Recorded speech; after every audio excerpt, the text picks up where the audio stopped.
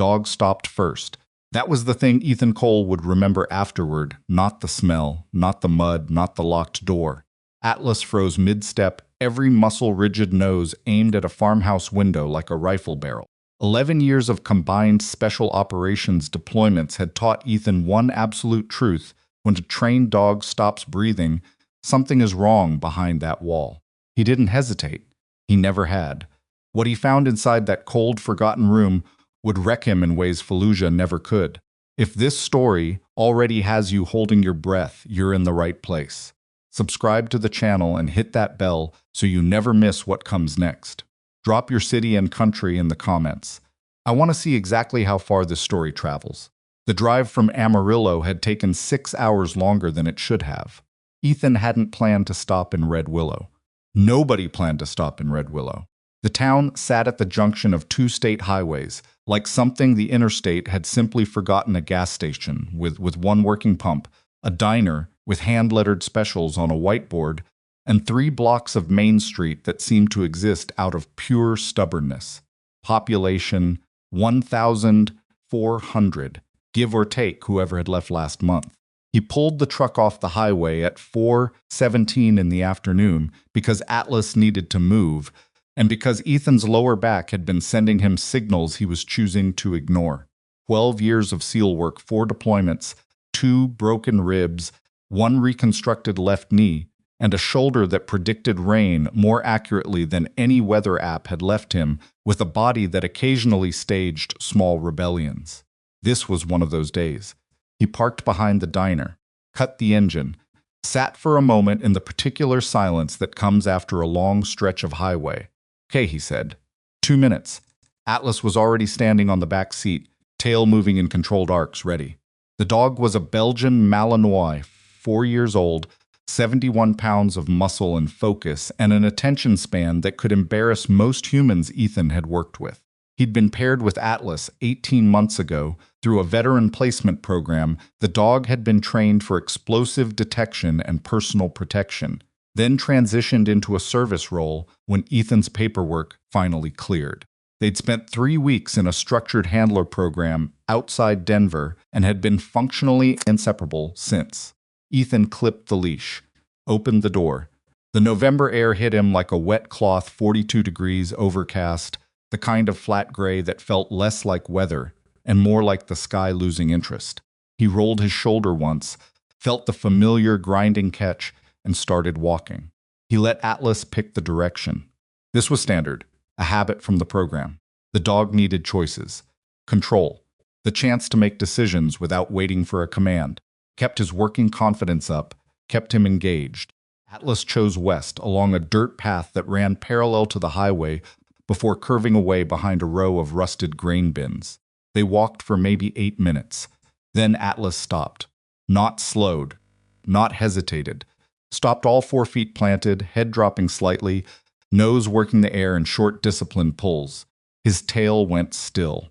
The fur along his spine didn't exactly rise, but something changed in his posture, a subtle reorganization, like a soldier shifting from patrol stance to contact ready without being told. Ethan stopped too, went quiet, let his eyes work. Ahead of them, set back from the path by about 40 yards behind a stand of dead cottonwoods, was a farmhouse. 2 stories, white paint that had been surrendering for years, storm shutters on the upper windows, one of which hung at an angle. Kind of structure that realtors called needs work and everyone else called abandoned. But it wasn't quite abandoned. There was a muddy strip along the near side where the ground had been disturbed recently, not boot prints, something wider. Smooth parallel tracks, spaced about shoulder width, and a ramp. A crude wooden ramp, maybe 6 feet long, running from the front door down to the dirt path level. Somebody had built it. Somebody had used it. Not long ago. Ethan stood still for a full 10 seconds, listening. Wind in the cottonwoods, highway noise, distant and flat. A screen door somewhere, tapping against its frame. Then, from inside the house, he heard it. A single sound.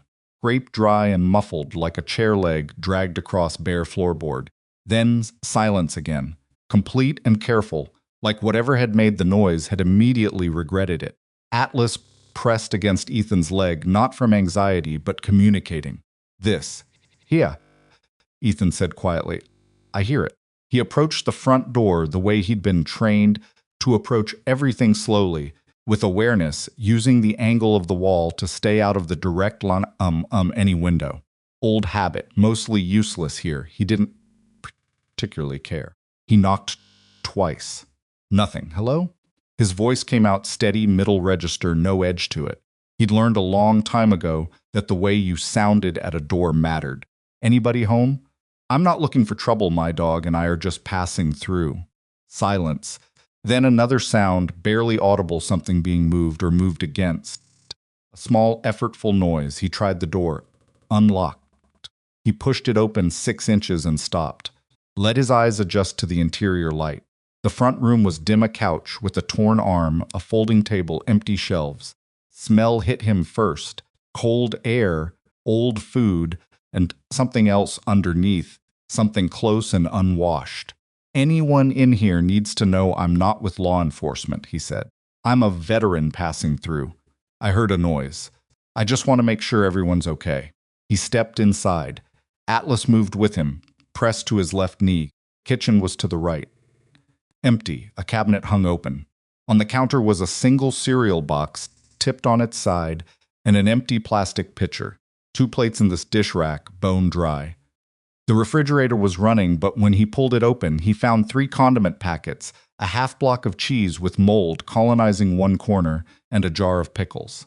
He closed it. There was a hallway. At the end of the hallway was a door that looked recently shut. The dust on the floor had been disturbed in a short arc, swept by the bottom of the door swinging closed. Ethan walked to it, knocked. Hey, I'm going to open this door. I'm not going to hurt you. My dog's name is Atlas and he's friendly. He paused. I'm going to count to 3, okay? 1, he heard breathing.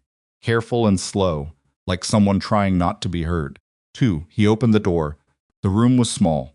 A cot against one wall, a window with a thin curtain over it, letting in just enough gray daylight to see by.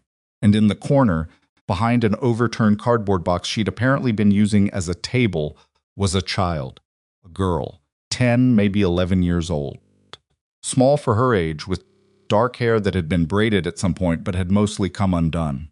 She had her hands pressed flat against the floor, on either side of her, not as if she'd fallen, but as if she was bracing herself. Her wheelchair was behind her, against the wall, slightly out of reach. She was looking at him with an expression that Ethan recognized immediately, not because he'd seen it in children, but because he'd seen it in adults in rooms where the exits weren't guaranteed. Controlled fear. The face of someone who had decided that stillness was the safest option available to them. He stopped in the doorway. Did not step close. Hey, he said. Quiet, flat. My name's Ethan. That's Atlas. At the sound of his name, Atlas sat down. Just sat, unbidden, as if he'd decided that was the right call and didn't need a command to figure it out. The girl's eyes moved from Ethan to the dog. Something in her face shifted, not relief, not quite, but the tiniest decrease in voltage. Is he gonna... Swallowed.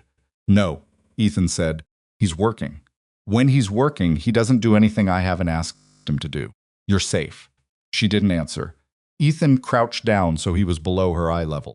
Another old habit, this one from a combat medic named Reyes who'd told him once, never stand over someone who's scared. Make yourself smaller. Give them the high ground. When did you last eat something? He asked. Her jaw tightened. I'm not in trouble, she said. I didn't say you were. People always want to know who I belong to. That's what they... She stopped again. I'm fine. You're not fine, he said, without heat. The fridge has 3 packets of ketchup in it. When did you eat? She looked at the wall for a moment. Then, barely audible, yesterday. Think. Okay, he pulled out his phone. I'm going to make 2 calls. First one is to get you some food. Second one is, well, we'll talk about the second one. Is that okay? Who are you calling? First call is to that diner I passed about a quarter mile back. She was quiet. What do you want? He asked. Food-wise. Pick something. She stared at him as if the question were a kind of trick she hadn't encountered before. Pancakes, she said finally. Done. He made the call standing in the doorway, watching her the whole time, watching Atlas too. The dog had laid down, chin on his forepaws, eyes half closed, a posture of deliberate non-threat. The girl was watching him with an expression Ethan couldn't fully read, somewhere between curiosity and the careful suspension of judgment. Her name was Maya. She told him that while they were waiting, quietly at first, then in longer sentences, 10 years old, would be 11 in February. She had spina bifida, had used a wheelchair since she was 3. She knew how to transfer herself from the chair to the floor and back. She was very matter-of-fact about all of it, the way kids are sometimes matter-of-fact about things that cost them something to talk about. She did not immediately say who was supposed to be taking care of her. Ethan didn't push it. He sat down in the doorway and let Atlas be the bridge. When the dog lifted his head and yawned a long, theatrical, deeply unbothered yawn, Maya laughed. Came out of her involuntarily, short and surprised, and then she pressed her lips together as if she'd revealed something. He's weird, she said. He knows, Ethan said. He does it on purpose. Dogs don't do things on purpose. Atlas does. She considered this. How do you know? Because I've worked with him for 18 months, and he has never once yawned at something that wasn't funny. She looked at the dog. Atlas looked back at her with complete composure. He kind of looks like he knows, she admitted. The food arrived in 20 minutes, delivered by a teenager from the diner in a white paper bag that smelled like butter and coffee. Ethan tipped him 40% and sent him back. He set the bag on the floor inside the door, not handed to her. Not placed on the box table, but on the floor where she could reach it without him coming closer. She watched him do this. Most people, she said, walk past the ramp. I noticed the ramp, he said. I know. That she pulled the bag toward her and opened it. Most people don't. She ate the pancakes methodically, tearing them into pieces, no syrup because there wasn't any, but she didn't seem to care. Atlas watched her eat with the precise attention of an animal who has been trained not to beg, but finds the effort requires concentration. He wants some, Maya said. He knows better. You could give him some. He's working. He's lying on the floor. That's his job right now. She looked at the dog. Then she held a piece of pancake toward him with 2 fingers, arm outstretched, uncertain. Atlas looked at Ethan. Ethan said, free. The dogs stood, walked to her, took the piece of pancake from her fingers with the gentleness of something that understood exactly how much pressure it was capable of and didn't use any of it. Maya held very still through the whole thing. When it was done, she looked at her hand and then at the dog. She stopped. He's careful, Ethan said. She nodded. Something settled in her face. Then she said, he's been gone 4 days. My uncle. He said he'd be back in 2. She said it the same way she'd said everything else, in a tone carefully designed to sound like it didn't matter. But her hands had stopped moving. The food was still in her lap, and she was looking at the wall again instead of at him. Does he have a phone? Ethan asked. He doesn't answer. Okay, he left food. She paused. Ran out. Ethan looked around the room slowly. The overturned box. The wheelchair just out of reach, which meant she'd been on the floor long enough for it to drift away, or maybe she'd pushed it away in the night and hadn't been strong enough to retrieve it. The window with the curtain, which faced east, away from the road, away from where anyone would look. The mattress on the cot had a corner lifted, like something had been stored underneath it. I have to make the second call now, he said. She looked at him. Still. She stopped. Started over. I'm not going back to the state place. Last time they put me in a room and nobody. Another stop. Her jaw set. I'm not going back, I hear you, Ethan said. Can't promise you where you end up. But I can tell you that right now, tonight nothing is going to happen that you don't know about first. Tell you everything before it happens. Deal? She thought about it. Looked at Atlas. The dog looked back. Is he going to stay? She asked. She meant the dog, not Ethan. Yeah, Ethan said. He's going to stay. Okay, she said. Deal. He made the call. While he was on with dispatch, giving the address, explaining the situation in the flat, economical language of someone accustomed to reporting facts without drama, Maya quietly reached under the mattress. She pulled out a small notebook, blue cover, worn at the corners. She held it in both hands for a moment, looking at it. Then she put it in her lap, under the paper bag, where he couldn't see it. Ethan saw it anyway, but he didn't say anything. He sat with his back against the doorframe and waited for the sirens, and Atlas lay between them on the cold floor like a living anchor, and outside the November light went flat and gray as the sun dropped below the tree line. Ethan had a feeling, sitting there, that had nothing to do with military training and everything to do with 11 years of learning to read rooms. Something had happened in this house over a long period of time. Not an event, a condition. And whatever was in that blue notebook was not going to be comfortable to look at. The sirens came 10 minutes later. Maya tucked the notebook under her leg when she heard them. Her whole body went tight. "Hey," Ethan said. She looked at him. "I'm not going anywhere." She held his gaze for a moment. Then she looked back at the door, and her chin came up slightly, a small private act of preparation, and Ethan recognized that too, the bracing, the decision to face whatever was coming straight on rather than look away. He'd seen it in operators before big pushes. He'd never expected to see it in a 10-year-old girl sitting on a cold floor with a paper bag in her lap. The first responders came through the front door in an organized rush of radios and questions, and for a moment the little room felt suddenly, overwhelmingly loud. Atlas didn't move from his spot on the floor, and Maya kept her hand on the notebook the entire time, fingers spread, holding it flat against the floor beneath her as if it contained something that could still be taken away. She was right to hold on, because when the paramedics gently moved her toward the cot to assess her vitals, and one of them lifted the blanket to check the mattress, a folded piece of paper slid out from between the slats and landed face up on the floor. It was not a note. It was not a drawing.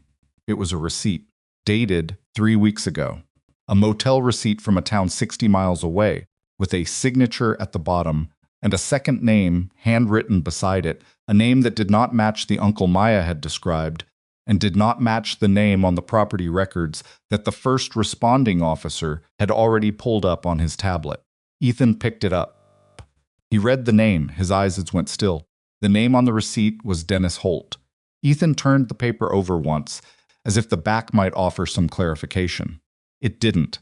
Just the pale yellow carbon of a budget motel printout, the kind that came from a machine older than most of the staff running it. Room 14. Checked in on a Thursday. Checked out, no checkout date recorded, which meant either he'd paid cash and walked, or he hadn't checked out at all. The officer beside him, a heavy-set man in his late 40s named Briggs, with a sheriff's department patch on his shoulder and the particular exhaustion of someone who'd been doing rural law enforcement long enough to stop being surprised by most things, leaned over and looked at the paper. "That's not the name on the deed," Briggs said. "I know. Deed says Raymond Cutler, Maya's uncle. That's who she said left her here. I heard her." Briggs took the receipt from him, holding it carefully by the corner. "Where'd this come from?" "Slid out from the mattress slats when your paramedic moved the blanket." Briggs looked at the paramedic. The paramedic, a young woman with her hair pulled back and the slightly stunned expression of someone whose call sheet had not prepared her for this, nodded once. "I didn't move anything intentionally," she said. "Nobody said you did." Briggs turned the paper over the same way Ethan had, with the same result. He tucked it into an evidence bag he pulled from his vest. "You a cop?" "No." "Military?" "Was." Briggs looked at him with the particular assessment of a man deciding how much of a problem something is going to be. "You got ID?" Ethan pulled his wallet, handed over his driver's license and his veteran ID without being asked for the second one. Briggs looked at both, handed them back. "How'd you come to be on this property?" "Walking my dog. He stopped. I investigated." Just like that. Just like that. Briggs looked at Atlas, who was still positioned between Maya and the doorway, with the practiced stillness of a dog who understood that the humans were doing something complicated, and his job right now was to not make it more complicated. Maya had her hand resting near his back without quite touching him, fingers hovering an inch above his fur. "All right," Briggs said. He didn't sound entirely satisfied, but he filed it somewhere and moved on, which Ethan respected. A man who knew when to table a question was a useful man. "We're going to need you to stay available." "You got somewhere local you're staying?" I was passing through. Well, Briggs glanced at the room at Maya, at the empty kitchen visible down the hall. You're not passing through tonight. They took Maya to Larimer County Hospital, 40 minutes east, because it was the closest facility with a pediatric unit equipped to handle a patient with her level of need. Ethan followed in his truck with Atlas in the back seat. He didn't have a particular reason to follow. Briggs hadn't asked him to. Nobody had asked him to. He followed anyway. The ER was the organized chaos of a Wednesday evening in a mid-sized regional hospital, not overwhelmed, but not quiet either. A man with a hand wrapped in a dish towel. An elderly woman in a wheelchair being processed with quiet efficiency by an intake nurse. Child crying somewhere behind a curtain. The particular smell of hospitals that Ethan had always found hard to describe to people who hadn't spent time in combat medicine antiseptic, over something warmer, something biological, the smell of the body asserting itself in a place designed to manage the body. He sat in the waiting area with Atlas and waited. Atlas lay under the chair and went to sleep, or performed a convincing approximation of sleep while tracking every movement in the room. Ethan couldn't always tell the difference. A doctor came out 45 minutes later. Young South Asian, with the kind of bone-deep tiredness that wasn't today's tiredness. She found him because Briggs had apparently mentioned a veteran with a dog, which was specific enough to work as a description. "You're the one who found her?" she asked. "She's stable. Dehydrated, moderate malnutrition, not acute, more like gradual deprivation over several weeks rather than a sudden event. She has some pressure sores developing from prolonged time on the floor without proper positioning." She paused. She asked for the dog. "Atlas," she said, and I'm quoting, "Is the dog here? Because if the dog isn't here, I don't want to talk to anybody." Ethan looked at Atlas. Atlas opened one eye. "He's a certified service dog," Ethan said. "I have his paperwork. I know. She told me he was a SEAL dog and that he was more trustworthy than most adults she'd met," which the doctor stopped, looked at her clipboard. "Anyway, we're going to keep her overnight for observation and IV fluids. Social services has been contacted. There's going to be a caseworker here in the morning." "What about the uncle, Raymond Cutler?" "Not my department. Sheriff's office is handling that." She looked at him with the frank assessment of someone who had learned to read people quickly as a professional survival skill. "Are you family?" "No. Friend of the family?" "I walked past the house and my dog stopped." She absorbed this. "She's asking for you too." "Not just the dog." Ethan looked toward the doors. "Can I go back?" "You're not family." "I know that." She tapped her clipboard against her palm twice. "She's a minor in protective custody pending social services assessment." "Technically, no." "I understand." She tapped the clipboard again. "I'm going to get a coffee. I'll be in the break room for about 10 minutes. She looked at the doors. Room 7. Left, she walked away. Ethan looked at Atlas. "Come on." Maya was smaller in the hospital bed. That was the first thing. The room had the standard adjustable bed, the IV line running into the back of her left hand, the monitor with its soft, regular pulse. Someone had found a blanket with a pattern on it, geometric shapes in blue and orange, which seemed like a small and deliberate act of kindness, and Ethan found himself noting it without knowing exactly why. She was awake. Her wheelchair had been folded and leaned against the wall. She watched him come in, and then watched Atlas, and something in her face that had been held tightly, since he'd first seen her in the farmhouse, eased slightly, not completely, but enough to see. Atlas went to the side of the bed without being directed. He stood there and put his chin on the mattress edge, eyes up. Maya looked at the dog for a long time without speaking. Then she put her hand on his head, carefully, the way you touch something you're not sure you're allowed to touch. "He's warm," she said. "Yeah, I didn't think dogs were that warm. He runs hot. Always has." She stroked the top of Atlas's head in a slow, uncertain motion. Atlas's tail moved once, a single controlled arc, and then was still. "Is the person from social services going to come tonight?" she asked. "In the morning, I think. I've met those people before. I know. They write things down wrong, not on purpose. They ask questions, and whatever you say, they already have the answer in their head, and they write down the answer they already had." She kept stroking Atlas's head. I used to try to correct them and they'd just smile and write the same thing anyway. Ethan sat down in the chair beside the bed. He didn't say anything about that, because there wasn't anything useful to say about it. She was right, and she knew she was right, and telling her it would be different, this time would be a specific kind of lie he'd promised himself a long time ago he wouldn't tell. The notebook, he said, the blue one. Her hand stopped moving. I'm not asking you to show it to me, he said. I just want you to know that I saw it, and whatever's in it matters, and you should decide who you want to see it. She started moving her hand again, slow strokes across Atlas's ears. It's mine, she said. I know. I started it because she paused.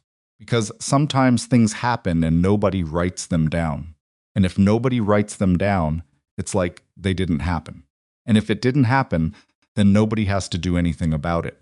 Her voice was flat, not emotionless. Flat in the way of someone who has spent time arranging things so they don't collapse. I wanted someone to know things happened. Ethan waited. My uncle leaves sometimes, she said. Not for days. Usually just a night, maybe 2. But this time he didn't come back. She looked at the ceiling. And I knew if I opened the front door and tried to go out and find someone, I might not be able to get back in. The ramp is steep and the ground is uneven, and if I tipped, she stopped. Couldn't tip, because then I'd be outside in the cold and nobody would find me. So you stayed inside, I stayed inside. The monitor beeped its slow rhythm. Atlas breathed against the mattress edge. Who's Dennis Holt? Ethan asked. Maya's hand went still again. This time it stayed still. Where did you hear that name? She asked. Her voice was careful in a way it hadn't been before. A new kind of careful. His name was on a receipt. It fell out from the mattress. She turned her head and looked at him directly, for the first time since he'd come into the room. He was there last month, she said. He and my uncle. She looked away again. They talked a lot. When they thought I was asleep. My uncle was excited about something. He kept saying it was a sure thing. Dennis Holt kept saying my uncle was stupid. What was a sure thing? I don't know. But something in the way she said it suggested she might know more than that, or at least had heard more than she'd been able to make sense of yet. Ethan let it rest. He'd learned in the particular school of very bad situations that information had its own pace and that pushing it tended to distort it. What she'd given him was enough for tonight. Get some sleep, he said. Atlas and I will be in the waiting room. She looked at the dog. Can he stay? Just for a while. Ethan thought about the regulations, the liability. The doctor, who was currently making herself scarce in the break room. Yeah, he said. For a while.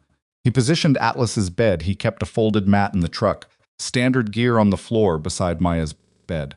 Atlas stepped onto it, turned twice, and lay down with a deliberateness that suggested he'd already decided this was where he was supposed to be.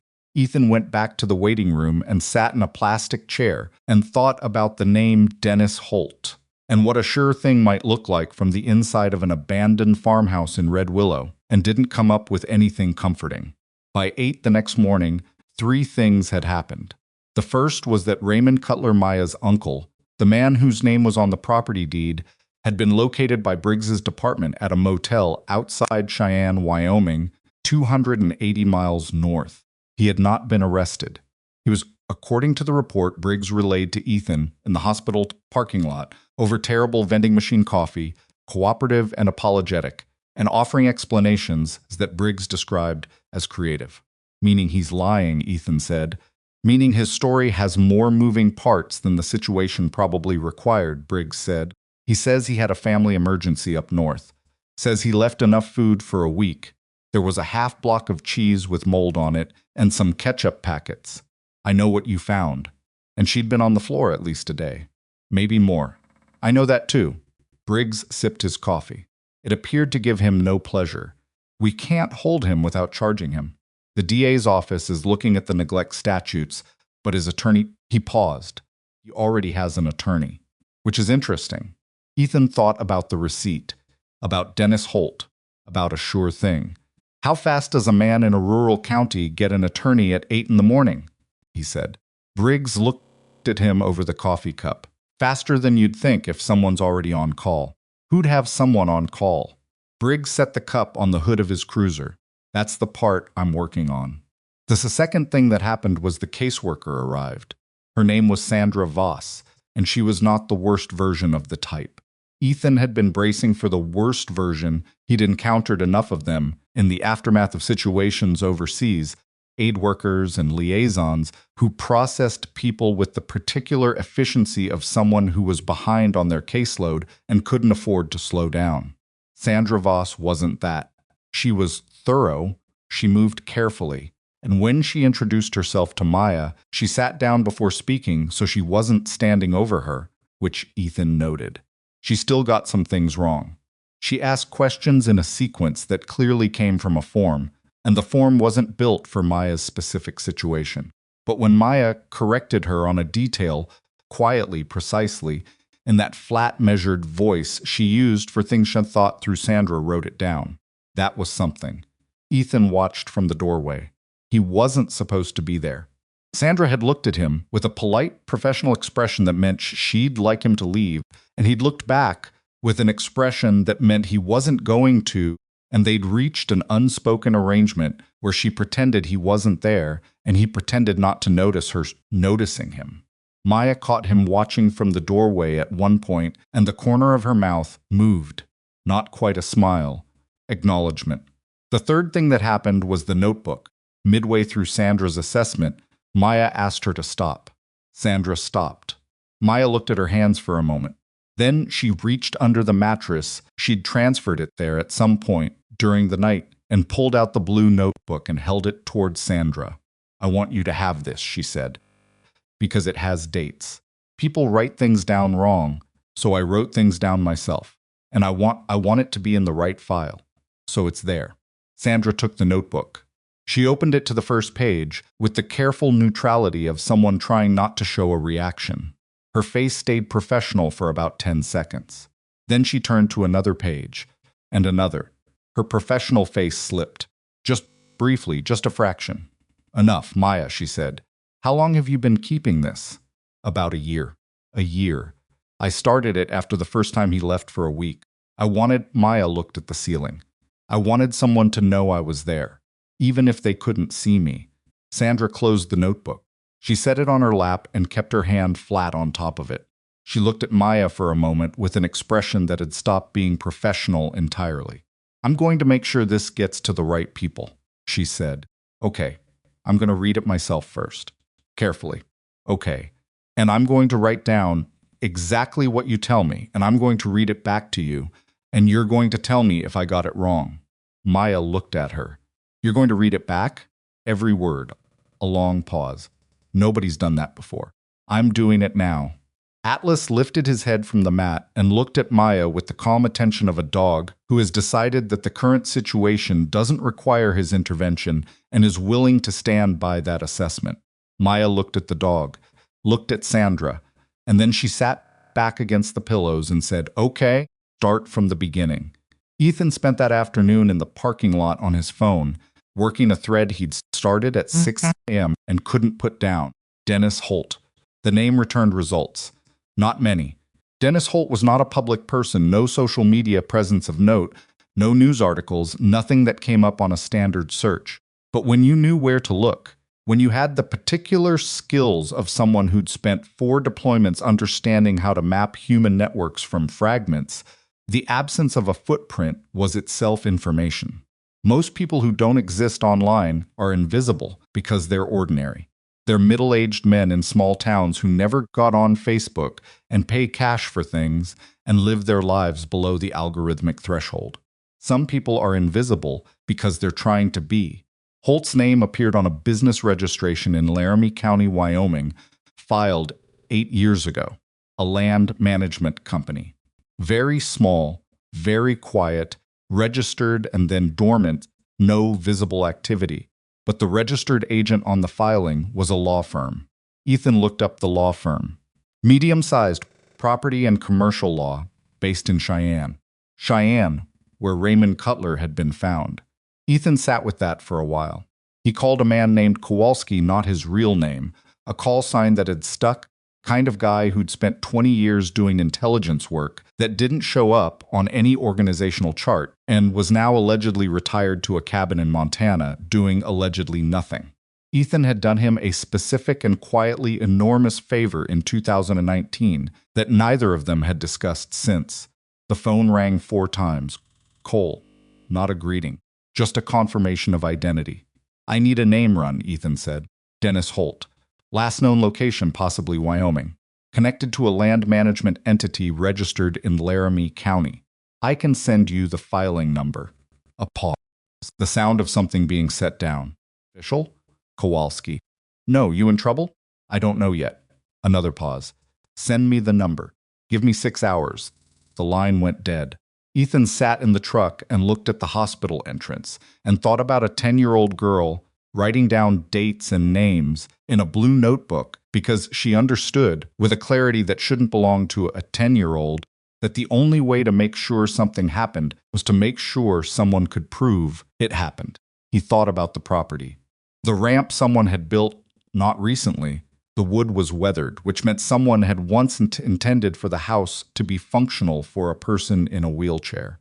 The wheelchair itself, which was a decent model, not the cheap institutional kind. The school enrollment paperwork he'd noticed in a manila folder on the kitchen shelf, which meant someone had at one point been handling Maya's education. And then the mold in the refrigerator, the empty pitcher, the mattress she'd slid off in the night and couldn't get back onto. The shape of it was becoming visible. Not the details not yet, but the shape. Someone had been using that property for something. Maya's presence there had been convenient, or incidental, or possibly useful, as a kind of cover a family arrangement that explained why someone needed access to a rural property with no close neighbors. And when whatever they were doing reached a point where Maya's needs became a problem, her needs had been deprioritized. Gradually at first, probably, and then completely. He didn't have the specifics. He needed the specifics. But the shape was there. Sandra Voss found him in the parking lot at 3 p.m. with the notebook under her arm and an expression that had reorganized itself back into professionalism, but imperfectly. I need to ask you something, she said. Okay. How much do you know about the property, the farmhouse, what I observed when I entered, and what I've been able to piece together from public records this afternoon? She looked at him. You've been doing rec searches. I was in intelligence work, he said, old habits. She processed that. The notebook has entries going back 14 months. Detailed entries, visitors, dates, times, descriptions of conversations she heard. Names, Dennis Holt, Ethan said. Sandra's expression shifted. Among others. How many others? At least 4 separate individuals who aren't Raymond Cutler. Different names, different dates. Some of them repeated. She paused. She has good recall. The entries are consistent. The same names appear in the same contexts across multiple entries, and the details don't contradict each other. She's precise, Ethan said. I noticed that. Sandra stopped. She's been keeping an evidentiary record without knowing that's what it was.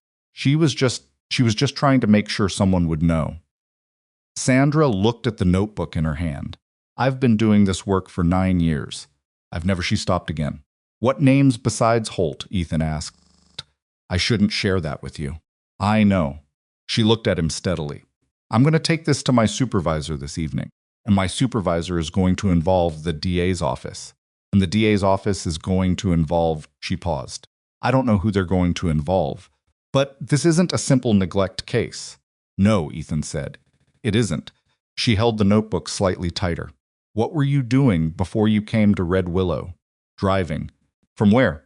San Antonio. To hadn't decided yet. She studied him. You hadn't decided. I've been on the road about 3 weeks. Taking time. Taking time, she repeated, like she was checking whether that phrase meant what she thought it meant. I left the service 14 months ago. It takes some adjustment. She nodded slowly. Then she looked at the notebook again. I'm going to need you to give an official statement to Briggs this evening about everything you observed in the house.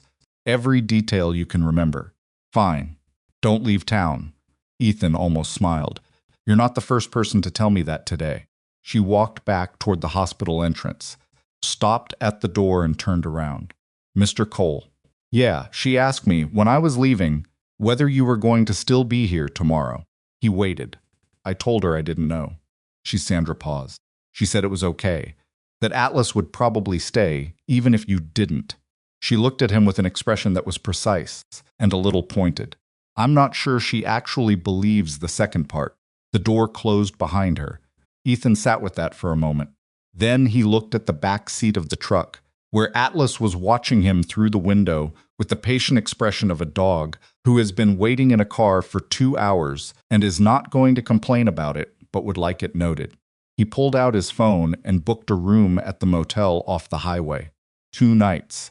He'd extend if he needed to. He was halfway back to the truck when his phone buzzed. Kowalski. Less than an hour, which meant either the search was easy or it was complicated enough that Kowalski had stopped everything else. He answered. Your man Holt, Kowalski said. He had the voice of someone speaking in a room they'd already verified was clear. He's got a thin file but a long shadow. Property acquisition. Rural parcels, mostly Wyoming, some Montana, 1 or 2 in Colorado. Always through intermediaries, always cash or entity to entity. What kind of properties? That's the interesting part. A pause. Agricultural on paper. Mineral rights attached to most of them. And 3 of the parcels are within a specific geographic corridor that somebody with an interest in certain extraction operations would find very valuable. Ethan was quiet. The farmhouse in Red Willow sits on 340 acres, Kowalski said. I pulled the original land survey. There's a mineral rights assessment from 6 years ago. It was never made public, but it exists. Someone paid for it quietly. What did it find? Natural gas. Not a massive reserve, but in the current regulatory environment with the right pipeline access, Kowalski stopped. It would be worth something. Enough to be worth doing something uncomfortable for. Ethan looked at the hospital entrance. The deed's in Raymond Cutler's name, he said. Yeah, Kowalski said. And Cutler's had 2 prior civil judgments against him in Wyoming courts. Debt-related. He's not a man with a lot of options. Another pause. Cole. Whatever the girl saw and wrote down, if it connects Holt to that property in the right way. I know. There are people who would prefer that notebook didn't end up in the right file. Ethan's jaw tightened. She gave it to the caseworker this morning, he said. A silence on the line. Then when? Around 10 a.m. Okay. Kowalski's voice shifted slightly, not panic, but recalibration. Caseworkers institutional. That's a paper chain. That's better than it sitting in the farmhouse or in the hospital room. Yeah, but, Colt, I know, Ethan said again. The attorney Cutler already had on call when they picked him up. Probably connected to Holt. I know, silence. You staying? Kowalski asked. Ethan looked up at the sky. Gray was burning off at the western edge, some pale winter light coming through. Cold and thin, but there. Yeah, he said. I'm staying. You need anything? Not yet. He hung up, stewed in the parking lot for another moment. Then he went back into the hospital, walked past the waiting area, past the nursing station, to room 7 on the left side, and knocked twice on the doorframe. Maya was propped against the pillows with a cup of something warm, looking out the window at the pale slice of late afternoon sky. Atlas had repositioned himself from the mat to the foot of the bed at some point, which technically he was not supposed to do, and which neither of them appeared to have any intention of addressing. She looked at him when he came in. You're still here, she said. Yeah. She looked out the window again. Sandra took the notebook. I know, I talked to her. She said it was important. Maya turned the cup in both hands. I figured it was important. That's why I kept it. Ethan pulled the chair up. I need to ask you something, he said. She waited. The conversations you heard. Between your uncle and Holt. Did they ever mention the land specifically? The property? Any talk about selling or signing something or rights? Maya was quiet for a moment. Her thumbs moved against the cup. My uncle kept saying he didn't want to sign anything without knowing what he was signing, she said. And Holt said he wasn't going to explain everything twice, and that Raymond should stop acting like he had other options. He said that a lot. You don't have other options, Ray. Like saying it enough times would make it true. Ethan looked at her. You remember all that. I remember everything I wrote down. And things you didn't write down. She looked at the window. I wrote everything down. Every visit? Everyone I knew about. She hesitated. Then, the last time Holt came 2 weeks before my uncle left, I heard him say something, started to write it down, and then I don't know. Scared me. So I put the notebook under the mattress and I pretended to be asleep the whole time. What did he say? She turned the cup one more time slowly. He said, "The kid's a liability." Her voice was very flat. And my uncle said I wasn't a problem, and Holt said she will be. Maya looked at Ethan directly. He was talking about me. I knew he was talking about me. The room was quiet except for the monitor's soft pace and Atlas breathing against the blanket at the foot of the bed. I wrote it down after they left, Maya said. The whole conversation. From the beginning. Even that part. She looked at him steadily. Because I figured if something happened to me, at least there'd be a record that someone thought I was going to be a problem. Ethan held her gaze. 14 months. She'd been keeping records for 14 months, alone in that house. Because at 9 years old she had already understood that the only protection she might be able to give herself was documentation. "You did the right thing," he said. "I know." She looked back out the window. "I just didn't think it would take this long for someone to find it." Atlas lifted his head and put it on her ankle through the blanket, a slow, deliberate weight, and she looked down at him, and some of the tension in her face, the long-held, deeply structural tension of someone who had been managing alone, shifted. Not gone. Not close to gone. But different. Outside, the last of the winter light was fading against the window glass. Somewhere down the hall, a phone rang 3 times and stopped. The monitor kept its rhythm. And in the nursing station 40 feet away, a man in civilian clothes who had arrived 11 minutes ago and introduced himself as a consultant from the county administrator's office was asking, with a patient and reasonable smile, which caseworker had been assigned to the minor in room 7, and whether she'd filed her preliminary report yet, and whether there were any documents associated with the case that had been logged into evidence. The nurse at the desk was answering his questions, because he had a badge that looked correct and a smile that gave no particular reason for concern, and nobody had thought to mention it to Ethan Cole. Ethan heard it on his way back down the hall. Not the words, the tone. The particular register of a conversation trying to sound routine while extracting something specific. He'd spent enough time in enough rooms where information was the weapon to recognize it the way you recognize a tell in a card player, not by what they showed, but by the quality of what they were careful not to show. He stopped at the corner of the nursing station. The man had his back 3/4 to Ethan. Mid-40s maybe. Good coat, not expensive enough to be ostentatious, expensive enough to be a choice. Hair cut recently. The kind of posture that came from knowing you usually got what you asked for. The nurse, young, tired, second half of a long shift by the look of her, had a folder open on the desk in front of her. "Just the preliminary intake form," the man was saying. "Standard administrative loop. The county office needs to verify the chain of custody before we can process the emergency placement paperwork." The nurse was nodding, starting to reach for something. Ethan walked around the corner. "Hey," not loud, just present. The nurse looked up.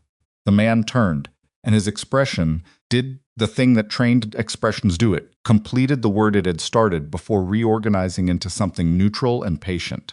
"Can I help you?" he said. "I was going to ask you the same thing." Ethan looked at the folder on the desk, then at the man. "What office did you say you were from?" A slight pause. Half a beat. "County administrator, routine case verification." "Which county?" "Larimer." Ethan looked at the nurse. "Did he show you ID?" The nurse blinked, looked at the man. "He had a badge. Can I see it?" Ethan said to the man. The man's expression stayed patient, but something behind it shifted. The kind of shift you only caught if you were looking for it. "I'm sorry, who are you?" "A concerned party. This is a hospital administrative matter. You're not involved." "I found the girl," Ethan said. "I'm the reporting party. Sheriff Briggs will confirm that if you want to make the call." He pulled out his phone and held it out. "You want his direct number, or should I dial?" The man looked at the phone, looked at Ethan. The patient expression had a harder edge under it now, visible in the jaw. "This is completely standard procedure." "What's your name?" Ethan asked. A pause. "Michaels," the man said. "Gerald Michaels." "Gerald." Ethan lowered the phone. "Here's what I'd like you to do, Gerald. I'd like you to go back to the administrator's office, and I'd like whoever sent you to wait for the caseworker to file her report through the proper channels and then request whatever documents they need through the proper channels, which would be the DA's office at this point, since this is an active investigation. Michaels looked at him for a moment, not with anger, with assessment, calculating. I don't know what you think is happening here, he said. I have some ideas, Ethan said. Silence. Michaels smiled. It was the smile of a man who had just filed something away for later. He reached over and closed the folder on the desk. The nurse pulled it back slightly, a reflexive motion, and he let it go without pressing and straightened his coat. I'll follow up through the proper channels, he said. That'd be great. Michaels walked toward the exit with the measured pace of someone demonstrating that they were not leaving because they'd been told to. Ethan watched him all the way to the door. The man did not look back. The nurse exhaled. I'm sorry, I thought his badge looked. Don't worry about it, Ethan said.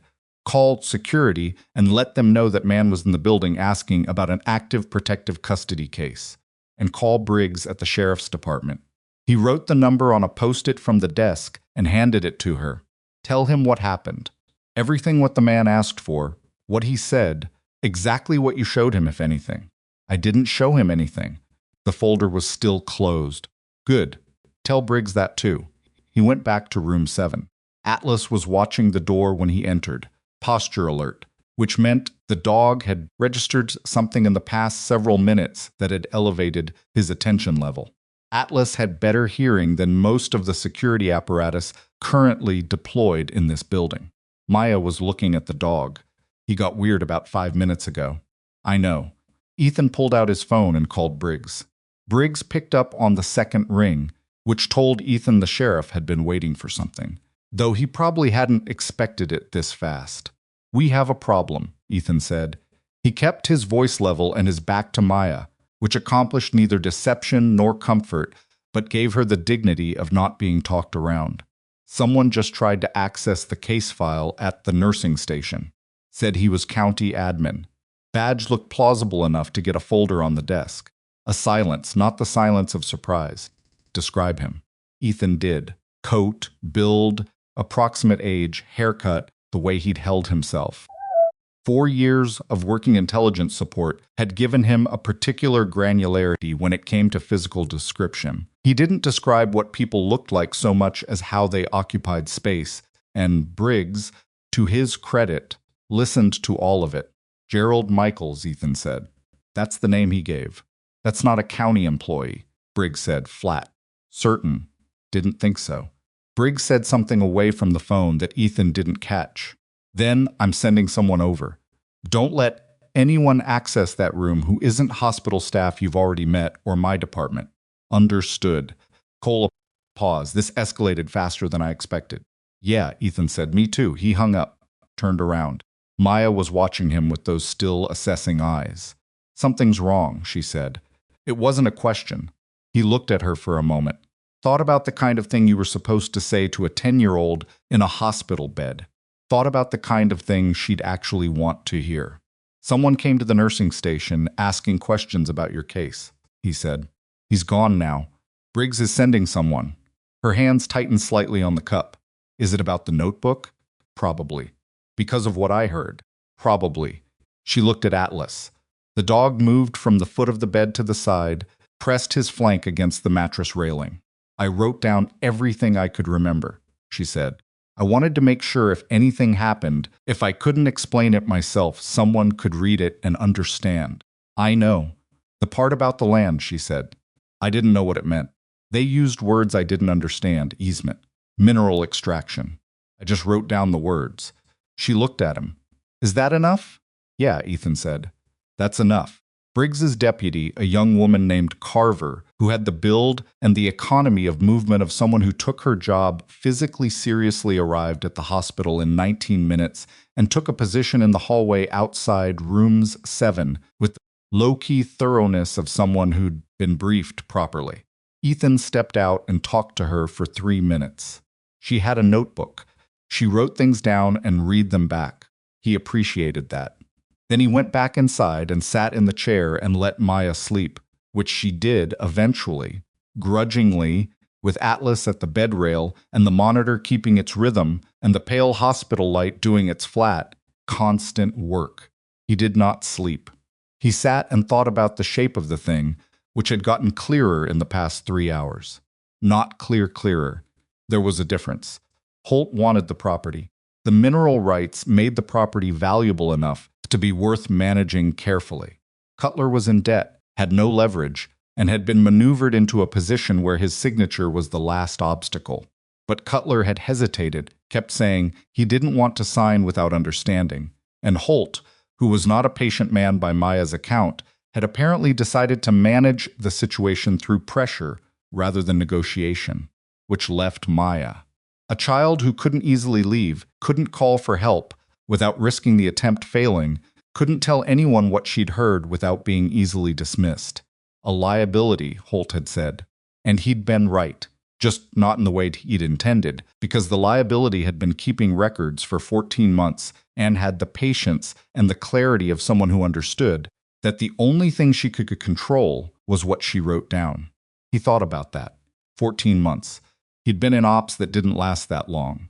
Around 2 in the morning, he went out to his truck and got his bag, changed his shirt, ate a granola bar that had been in the outer pocket since Albuquerque and tasted like it, took his blood pressure medication he'd started it 8 months ago, another small souvenir of the years with a bottle of water, and stood in the hospital parking lot in the dark for a while.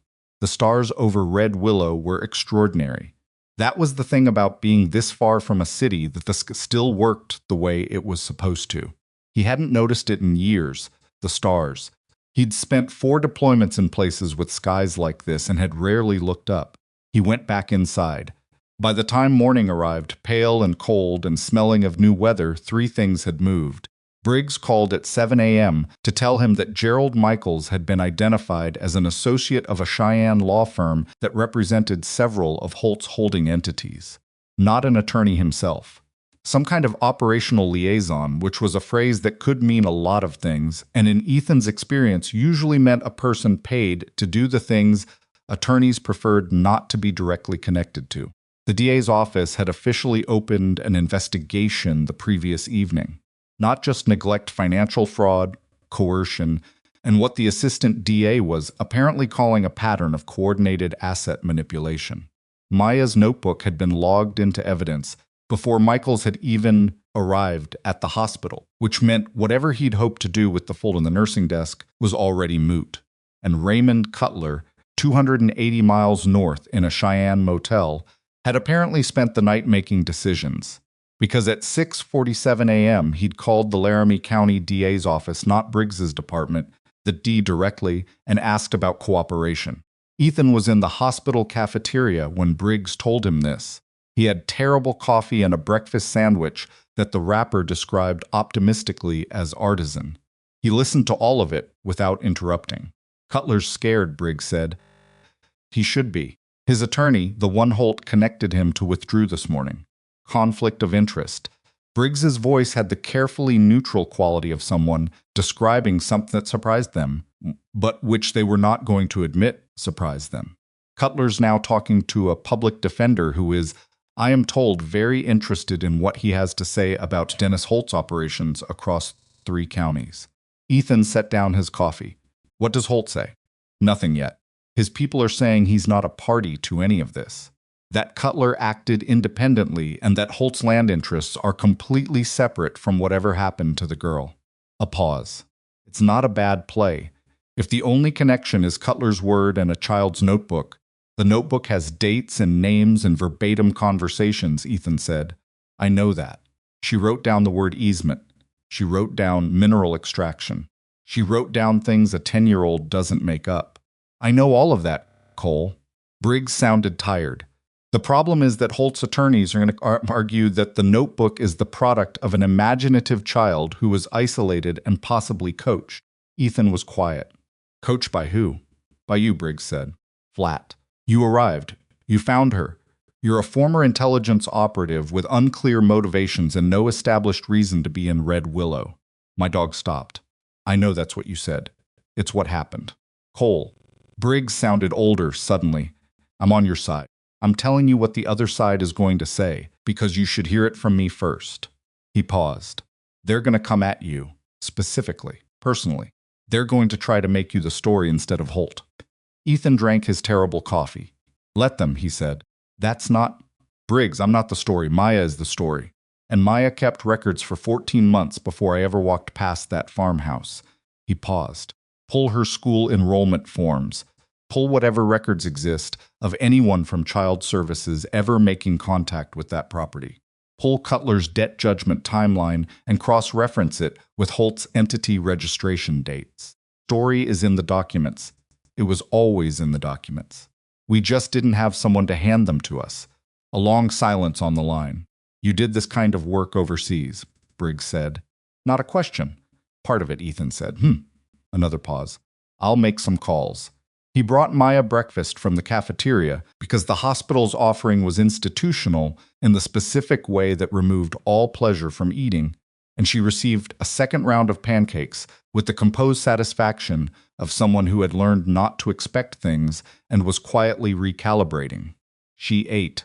Atlas watched. The monitor beeped. The man from last night, she said, without looking up from the plate.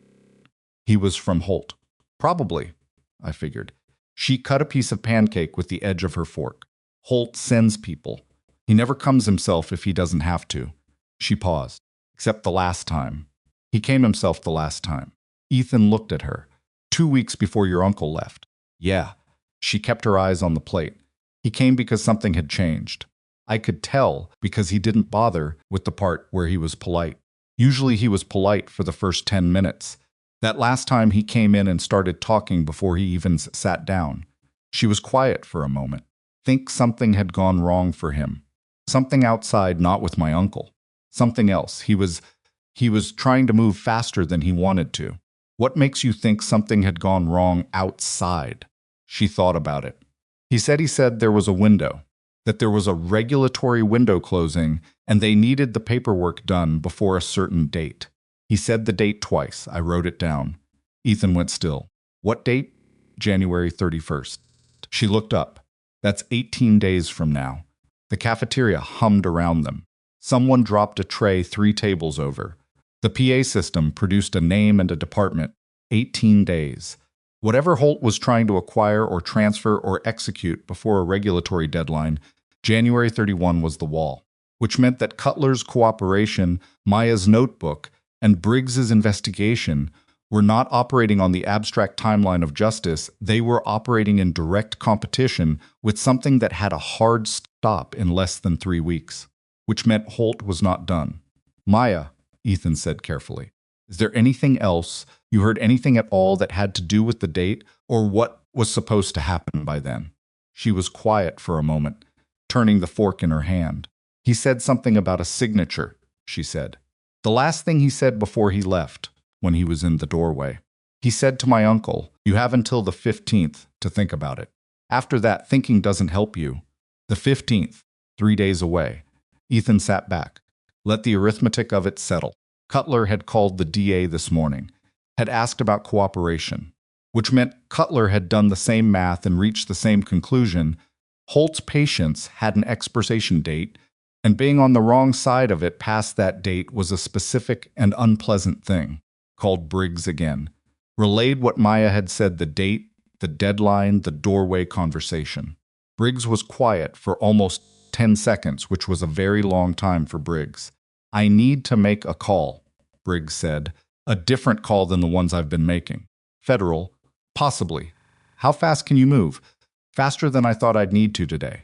A pause. Cole, stay with the girl. I'm not going anywhere. I know you keep saying that. Briggs hung up. The morning moved in the particular slow-fast way of situations with too many moving pieces.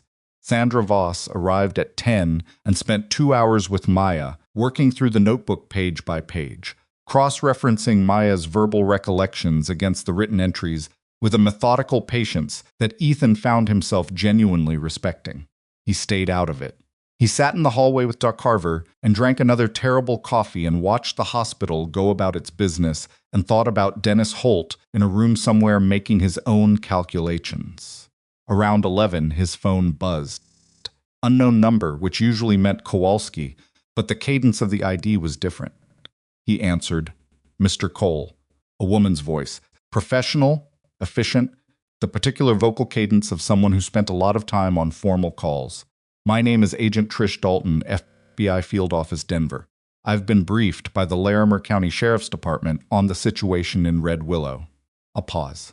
I understand you have some intelligence background. Some, he said. I'd like to speak with you this afternoon if possible. Not a formal interview, just a conversation. Another pause, precisely timed.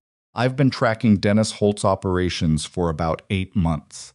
What you've encountered in the past 36 hours has accelerated our timeline considerably. Ethan looked at the door to room 7. I'll be here, he said. Thank you. And Mr. Cole, something in her voice shifted just slightly. The notebook. How intact is the chain of custody? Logged into evidence before anyone from Holt's orbit could get close to it. A pause. Good. That's very good. She sounded like someone who had just received information that changed the shape of something they'd been looking at for 8 months. The child, Dalton said. She's the one who kept it. Yes, for how long? 14 months. A longer pause this time. I'll see you this afternoon, she said, and hung up. Carver had been listening without appearing to listen, which was good tradecraft for a deputy sheriff. She looked at Ethan when he pocketed the phone. FBI, she said. Yeah, fast. Deadlines motivate people, Ethan said. She nodded. Went back to watching the hallway. Dalton arrived at 1 p.m. in a dark sedan with a Denver field office plate and the economy of motion of someone who had not driven 4 hours to spend time on pleasantries. She was mid-40s, tall, dark hair cut practically, with the kind of face that had made a decision somewhere around age 35 to prioritize usefulness over anything else and hadn't revisited that decision since. She met Ethan in the family waiting room on the 3rd floor, away from room 7, away from the nursing station. She had a folder, a recorder she placed on the table and did not activate, and a cup of coffee that she actually appeared to enjoy, which raised her slightly in his estimation. You were Devru, she said, looking at him. 3 years. Before that, SEAL Team 8. You pulled my file. I pulled what exists of your file. She smiled, not warmly but accurately, which is approximately 40% of what actually happened, based on the standard redaction pattern. She set down the coffee. I'm not interested in what you did overseas. I'm interested in what you've put together in 36 hours. He walked her through it. All of it, the receipt, Kowalski's research, the regulatory deadline, the doorway conversation Maya had reported, the mineral rights assessment, the dormant land entity, the Cheyenne law firm. He spoke in the flat, sequential language of a briefing, the same way he'd reported intel in rooms that mattered, without emphasis or editorializing, letting the facts carry their own weight. Dalton listened without interrupting. She had a pen and made notes, very small, on the inside cover of her folder. When he finished, she sat with it for a moment. The January 31 deadline, she said, that tracks.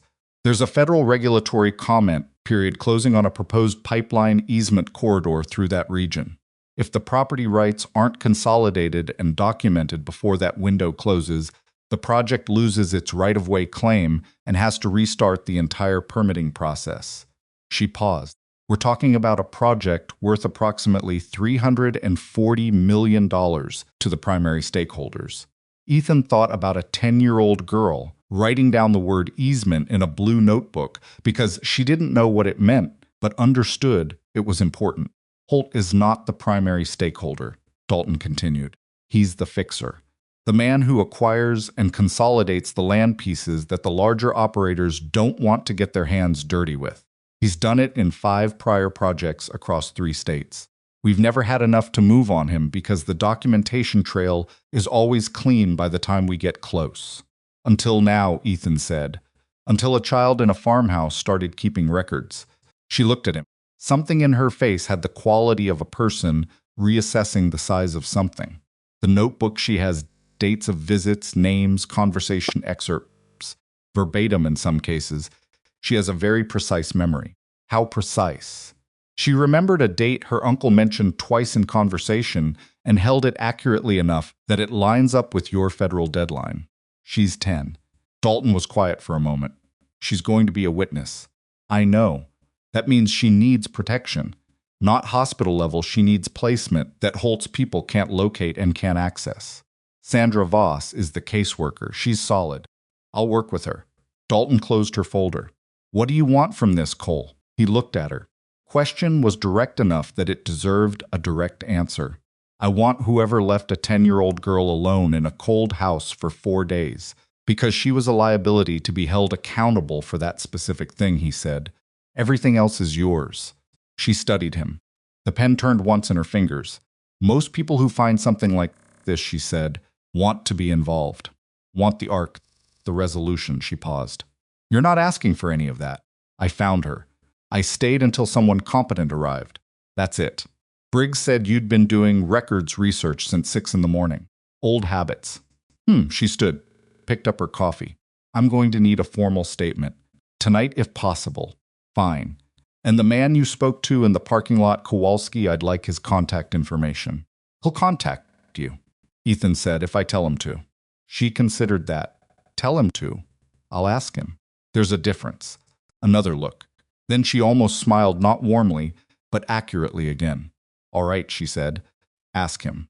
That afternoon, Sandra Voss completed Maya's formal assessment and filed the preliminary report directly to the DA's office, bypassing the standard county routing, which she had the authority to do in active investigation cases and which she did with the crisp efficiency of someone who understood exactly why the shortcut was necessary.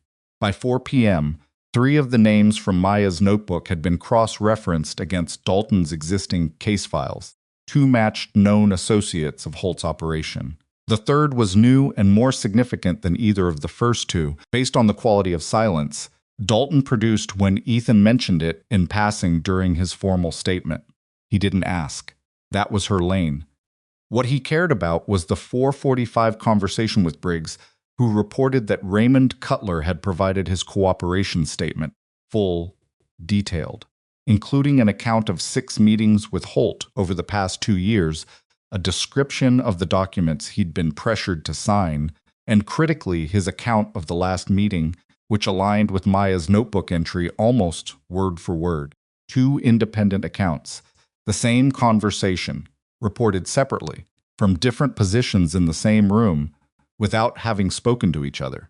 Briggs sounded like a man who had been carrying something heavy and had just been told he could set it down. The DA is moving to freeze the land transaction, Briggs said. Emergency injunction. They'll have it filed before end of business. Before the 15th, Ethan said yes. And Holt? A pause. He's not in Wyoming. His attorney says he's traveling. Won't specify where. Ethan looked at the ceiling. He knows. Probably. He's not done. Briggs was quiet. I know. Maya needs to be somewhere he can't locate. Dalton's handling the placement. Voss is cooperating. It'll happen tonight. Another pause. Cole. What Holt said about her being a liability. That's in the notebook? Page 31, Ethan said. She dated it. She wrote down the whole conversation. Briggs exhaled a slow, careful breath. She should have been terrified. She was, Ethan said. She wrote it down anyway. The transfer happened at 8 p.m. Safe house placement, not a foster home yet, not a group facility, an FBI-coordinated arrangement that Dalton described only as secure and appropriate, which Ethan took to mean it was located somewhere that wasn't in any database Holt's people could access. Maya was told beforehand, everything in sequence. Sandra sat with her for 40 minutes and walked through it step by step. And Maya listened with that particular stillness she deployed when she was processing something difficult, and then she asked 3 precise questions about the placement facility, 2 of which Sandra answered fully, and 1 of which Sandra said she'd find out. She said she'd find out. Not that she'd look into it. Not that she'd try, that she'd find out. Maya accepted this. When the transport team arrived, 2 people, quiet, professional, unremarkable in the specific way of people trained to be Maya, transferred herself to her wheelchair with the self-sufficient efficiency she brought to everything physical. She did not ask for help. She accepted the footrest adjustment from one of the transport team with a nod. She looked at Ethan. "Is Atlas coming?" she asked. "No," he said. "Not tonight. The placement isn't set up for dogs yet." "Yet," she said. "Yet." She looked at the dog. Atlas stood at Ethan's left knee and looked back at her with his full, calm attention. "Is he going to remember me?" she said. And her voice, for the first time since he'd found her on that cold floor, was just a voice. No armor in it. No arrangement. "Yeah," Ethan said. "He's going to remember you." She nodded, reached out and put her hand on Atlas's head one more time, and Atlas held completely still under her hand, and then she pulled back and straightened in the chair and looked at the transport team. "Okay," she said, "let's go." They moved down the hall. The elevator, she didn't turn around. The elevator doors closed. Atlas sat down on the floor beside Ethan and didn't move. Ethan stood there for a moment in the quiet hallway, with the monitor from room 7 still beeping softly through the open door. Meaningless now, an instrument measuring the absence of what it had been measuring all night.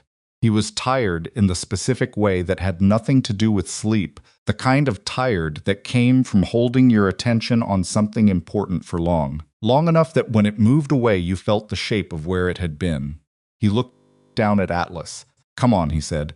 He picked up his bag, walked to the elevator, pressed the button. Behind him, somewhere down the hall, a door opened. A nurse came out with a cart, going about her business, the hospital reassembling itself around the space Maya had occupied. The elevator opened. Ethan stepped in. Atlas stepped in beside him. The doors closed. And in a parking garage across the street, a man in a gray rental car with Wyoming plates watched the hospital entrance over the top of a cell phone, his face lit from below by the screen's pale light, waiting with the patient, deliberate stillness of someone who had already decided what came next and was simply waiting for the right moment to begin. His name was not Gerald Michaels. He had 3 phones, and he had been in Red Willow for 6 hours, and he had not yet made the call that Dennis Holt was waiting for, because the dog and the veteran had not yet left the building. He watched the entrance. He waited. The man in the gray rental car made his call at 8:24 p.m. Ethan didn't know that yet. What he knew, stepping out of the hospital's main entrance into the Atlas at his left knee and his bag over his shoulder, was that the parking garage across the street had a sightline problem. The angle was wrong for someone who just happened to be sitting in a car. Too direct. Too still. He didn't stop walking, didn't change pace, didn't look at the garage for more than the half-second anyone might glance at any structure while crossing a parking lot. But he clocked the gray sedan on the second level, the pale blue light of a phone screen visible through the windshield, and the particular quality of stillness that distinguished someone waiting from someone simply parked. He got to his truck, loaded Atlas into the back seat, sat behind the wheel without starting the engine, pulled out his phone and texted Dalton a single line, "Gray rental, second-level parking garage, east side of hospital. Wyoming plates." 60 seconds later, she replied, "Copy. Don't move yet." He sat. Atlas settled in the back. Through the windshield, the hospital entrance continued its routine business, a nurse on a smoke break, an orderly pushing an empty wheelchair, the automatic doors opening and closing on their schedule. 3 minutes later, 2 unmarked vehicles came around opposite ends of the block, with the coordinated unhurry of people who knew how to move without looking like they were moving. They converged on the parking garage from both access points simultaneously. Ethan's phone buzzed. "Dalton, drive to the motel. We'll come to you." He started the truck. They came at 10 p.m. Dalton and a man she introduced as Special Agent Roy Chambers, counterpart from the Financial Crimes Unit, who had the build of someone who'd played college football and the eyes of someone who'd spent 15 years reading balance sheets and had stopped finding the combination ironic. The motel room was not large. 2 chairs, a small table, a bed Atlas had immediately claimed the foot of. Dalton and Chambers took the chairs. Ethan sat on the edge of the bed.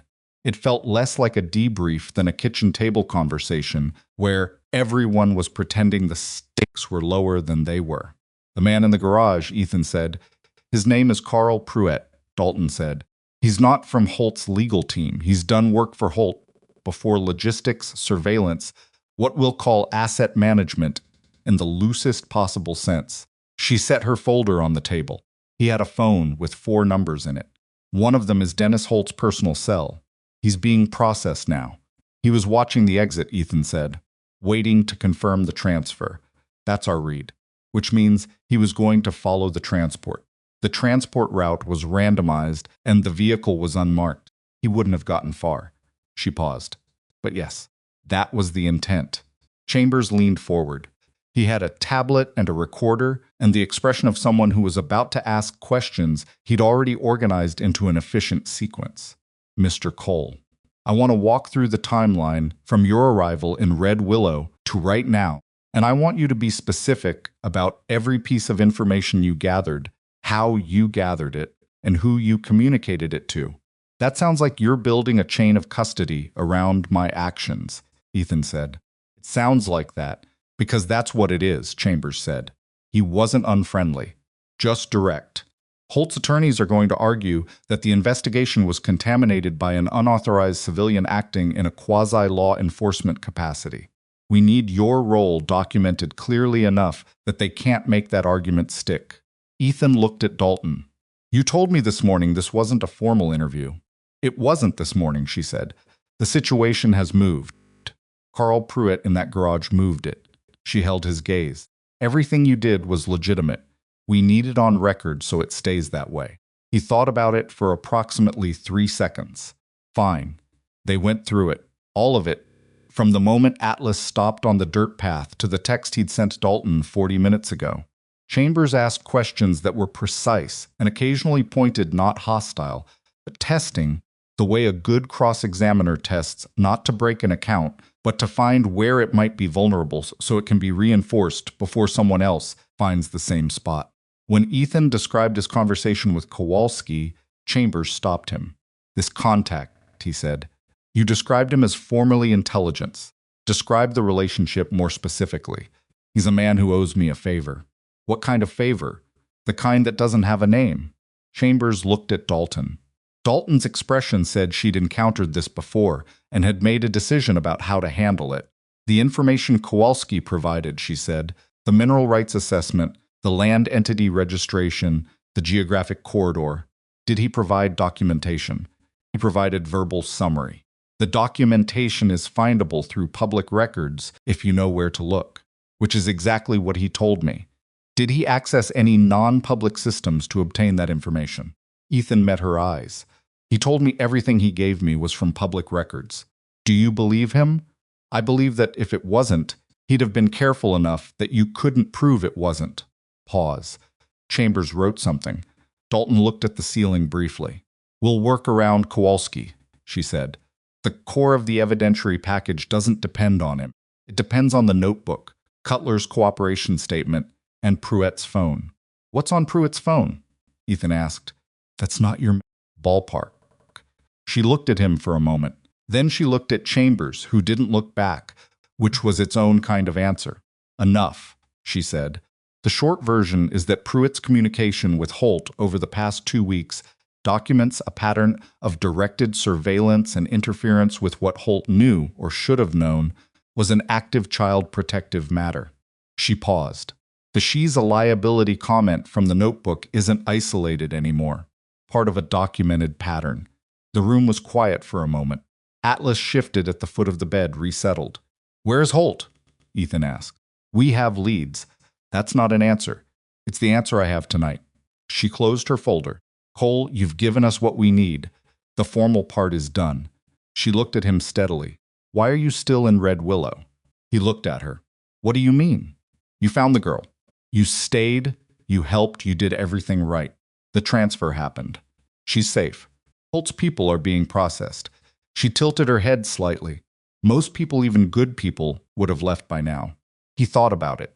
Not the answer he knew the answer, but whether the answer was something he wanted to say to a federal agent in a motel room at 10 at night. She asked if Atlas would remember her, he said. Dalton waited. That's the whole thing, he said. That's why I'm still here. Chambers looked up from his notes, looked at the dog, looked back down. Dalton nodded once, slowly. We'll be in touch, she said. She stood, and Chambers stood, and she picked up her folder, and then she stopped at the door. You spent 4 years doing intelligence support, 3 years DV GRU, 2 years as a liaison to joint task forces that I can read about only in summary, she said without turning around. You've been out 14 months and you're on a road you didn't plan. She paused. For whatever it's worth, what you did here was the right sequence. Right observations, right calls, right restraint. A lot of people with your background would have made it louder. Louder doesn't help kids, he said. She opened the door. Cold air came in for a moment. No, she said, it doesn't. The door closed. He didn't sleep well, which wasn't unusual. He slept in the specific fractured way of someone whose nervous system had been trained to stay partially on and had never fully learned to turn off 2 hours, then an hour awake staring at the ceiling, then another 90 minutes, then done. He lay there in the dark, listening to Atlas breathe and thinking about January 31st and a man in a vehicle somewhere who still hadn't been located. 5 a.m. he got up, made terrible in-room coffee, and sat at the small table with his phone. He had a message from Kowalski sent at 2:17 a.m., which meant Kowalski had been awake at 2:17 a.m., which was either insomnia or vigilance, and with Kowalski, the line between those had always been blurry. The message was 4 words, Holt is in Colorado. He stared at it for a moment, then typed back, how close? The reply came in under a minute, which meant Kowalski was still awake or had been waiting. Close enough to be a problem if he decides to be. Ethan set the phone down, picked up his cold, terrible coffee, drank it anyway. He called Dalton at 6 a.m. because he figured anyone running a federal operation on a hard deadline was already awake. She picked up in 2 rings. Cole, Holt's in Colorado. Pause. Not surprised, the absence of surprise. How confident is your source? Very. Another pause. We got cell tower data about an hour ago that puts him in the Greeley area, which is 100 miles south, Ethan said. And south means he's not running. He's staying close to the corridor. I know. He's going to try to complete the transaction. The injunction was filed at 11 p.m., Dalton said. Legally, he can't move on the property. He's not operating inside legal boundaries, Ethan said. He's been operating around them for 8 years. He has a deadline in 18 days and his fixer is in custody and his landman is cooperating with the DA. He's not going to sit in a motel in Greeley and wait. Dalton was quiet for a moment. What are you thinking? I'm thinking that Cutler is the last piece. He's the name on the deed. If Holt can get to Cutler before the cooperation agreement is formalized. Cutler is in protective custody. I know. I'm telling you what Holt is thinking, not what he can accomplish. Ethan set down the cup. The cooperation agreement needs to be airtight and on record today, not pending. Done. That's the DA's office. Then someone needs to call the DA's office at 6 in the morning. A silence, then I'll make the call. She paused. Go get breakfast, Cole. I have in-room coffee. That's not breakfast. She hung up. He took Atlas for a long walk before the town woke up. 2 miles out along the highway access road and back, the kind of cold that clarified everything, the dog working ahead of him at the end of the flex lead, nose down in the frost-stiffened grass, reading whatever the morning had left to be read. Ethan walked and thought about Holt not with anger, which he'd decided somewhere around 3 a.m. was not a useful tool, but with the same flat analytical attention he'd brought to every problem that mattered. Holt was not an aberration. He was a type. Ethan had encountered the type before in different configurations, men who operated in the space between what was illegal and what was provable, who understood that institutions moved slowly and that speed was its own form of impunity, who treated people as variables in a calculation and never thought about the variable named Maya sitting on a cold floor writing down their names. The part that had stayed with him, the part he'd turned over repeatedly through the sleepless hours, was the 14 months. Not just the duration of it, but what it meant about what she'd understood. She had understood at 9 years old that her voice alone was not enough, that her account of events, issued from the position of a disabled child in a rural property nobody visited, would encounter a specific kind of skepticism that she could not overcome with words alone. So she'd built something that couldn't be dismissed, not because anyone told her to, because she'd worked it out herself. He'd spent 4 years in intelligence work with people who had master's degrees and agency backing and considerable institutional muscle, and not all of them had understood documentation the way that girl did. Atlas turned back toward him on the road, checking in the way working dogs periodically check in, making sure the human is still there and still okay. Ethan made the gesture that meant we're good, and Atlas turned back to the grass. They headed back toward town. Briggs met him for breakfast at the diner. Eggs, bad coffee that was somehow better than the motel version, toast that arrived already cold. Neither of them mentioned it. Cutler's agreement was formalized at 7:30 this morning, Briggs said. DA's office did a 6 a.m. call and moved it up. He looked like he'd also slept badly, which Ethan found quietly companionable. Full cooperation. Documented testimony covering every meeting with Holt going back 2 years. And he paused. He handed over documents. Physical documents. Folder he'd been keeping in his vehicle the whole time he was in Cheyenne. Ethan looked up. What kind of documents? Draft transfer agreements. Land easement documents with his signature already on some of them and blanks where Holt's entity names were supposed to go. Briggs's voice was careful. Cutler says he signed some of them in a moment of weakness about 6 months ago. He's been carrying them in his car because he was afraid to bring them into the house with Maya there, because she would have written it down. Briggs ate a piece of toast. He knew she was keeping a record. He says he's known for about 8 months. Ethan was quiet for a moment, and he left anyway. He says Holt threatened him. Not directly through Pruitt, through atmosphere, through the kind of pressure that doesn't make a sound. Briggs set down the toast. I believe him. I don't excuse him, but I believe him. He left a 10-year-old girl alone in a house for 4 days. I know. Briggs looked at his plate. The DA is accounting for that. He'll face charges on the neglect. The cooperation agreement doesn't erase that. He paused. But the documents in that folder. Connect Holt directly, Ethan said. His entity names, his routing, his signature on the page that outlined the fee structure. Briggs looked up. Cole, the man's been untouchable for 8 years. These documents are... He stopped, as if he didn't want to say it too directly and have it turn out to be wrong. They're significant. Ethan drank his coffee, thought about what Dalton had said. Enough. Where's Maya, he asked. Placed. Secure. I don't have the location, and I wouldn't tell you if I did. I know, I'm asking how she is. Briggs's face shifted slightly. Sandra checked in with the placement team at 8 this morning. She's settled. Ate breakfast. She asked if someone could bring her another notebook. Ethan's jaw moved once. He looked at his eggs. She's already starting a new one, he said. Apparently. Briggs's voice had something in it that wasn't quite humor but was adjacent to it. Sandra said she seemed very matter-of-fact about it. Said she just needed something to write in. Yeah, Ethan pushed his plate back. She would. At 11 a.m., Dennis Holt was arrested at a hotel in Greeley, Colorado, by a joint team from Dalton's field office and the Colorado Bureau of Investigation. Dalton texted Ethan a single word at 11:17, done.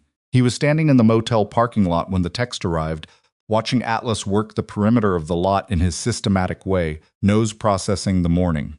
He read the word, stewed with it for a moment. Then he texted back, what charges? Her reply came in under a minute. Wire fraud, conspiracy to commit fraud, obstruction, coercion charges pending. A pause in the typing indicator, contributing to the neglect of a minor. Prosecutors are arguing he directed Cutler's abandonment. Pruitt's phone helps. He pocketed the phone. Atlas came back to him. Sat looked up with his full attention. Ethan said. The debrief happened that afternoon in the sheriff's department conference room, a room that smelled like old carpet and had a whiteboard with something about a church parking ordinance still written on it from a previous meeting. Dalton, Chambers, Briggs, the Larimer County DA, whose name was Kellerman, and who had the cautious confidence of someone who had looked at the evidentiary package and liked what they saw, and Ethan. Kellerman started it. He was a compact man in his early 50s with reading glasses he wore on a lanyard and a habit of turning a pen end over end when he was thinking. I want to walk through the sequence of discovery one more time. The notebook, specifically. You have my statement, Ethan said. I do. I want to hear it in person. Kellerman looked at him over the glasses. Opposing counsel is going to argue that you coached the child, that you knew what you were looking for before you entered the property, and that the notebook, the contents of the notebook, and Maya's verbal statements were shaped by your interaction with her prior to Laufenstier's arrival. She had the notebook before I arrived. The entries date back 14 months. I never saw the notebook until after she'd given it to Sandra Voss. Did you ask her about the notebook? I told her I'd seen her put it under her leg when the paramedics arrived. I told her it mattered and that she should decide who she wanted to see it. Did you tell her what to do with it? No. Kellerman turned the pen. Did you tell her what information might be relevant to an investigation? I asked her about Dennis Holt's name after I found the receipt. Asked her what she knew about him. And she told you. She told me what she'd heard. Voluntarily. I didn't suggest specifics. It's an open question. Chambers looked up from his tablet.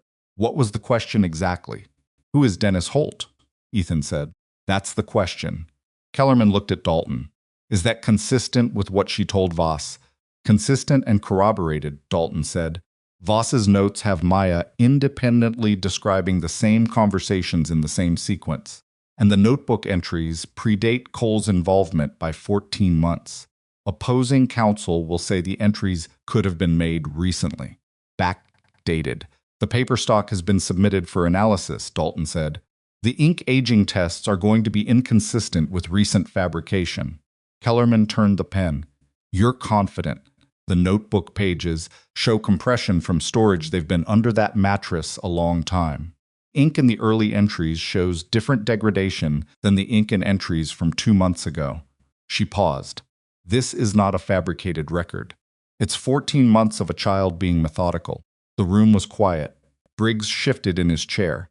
He'd been quiet through most of this, the particular quiet of a local officer watching federal machinery engage with something that had started in his county, and processing the sensation of being simultaneously indispensables and sidelined.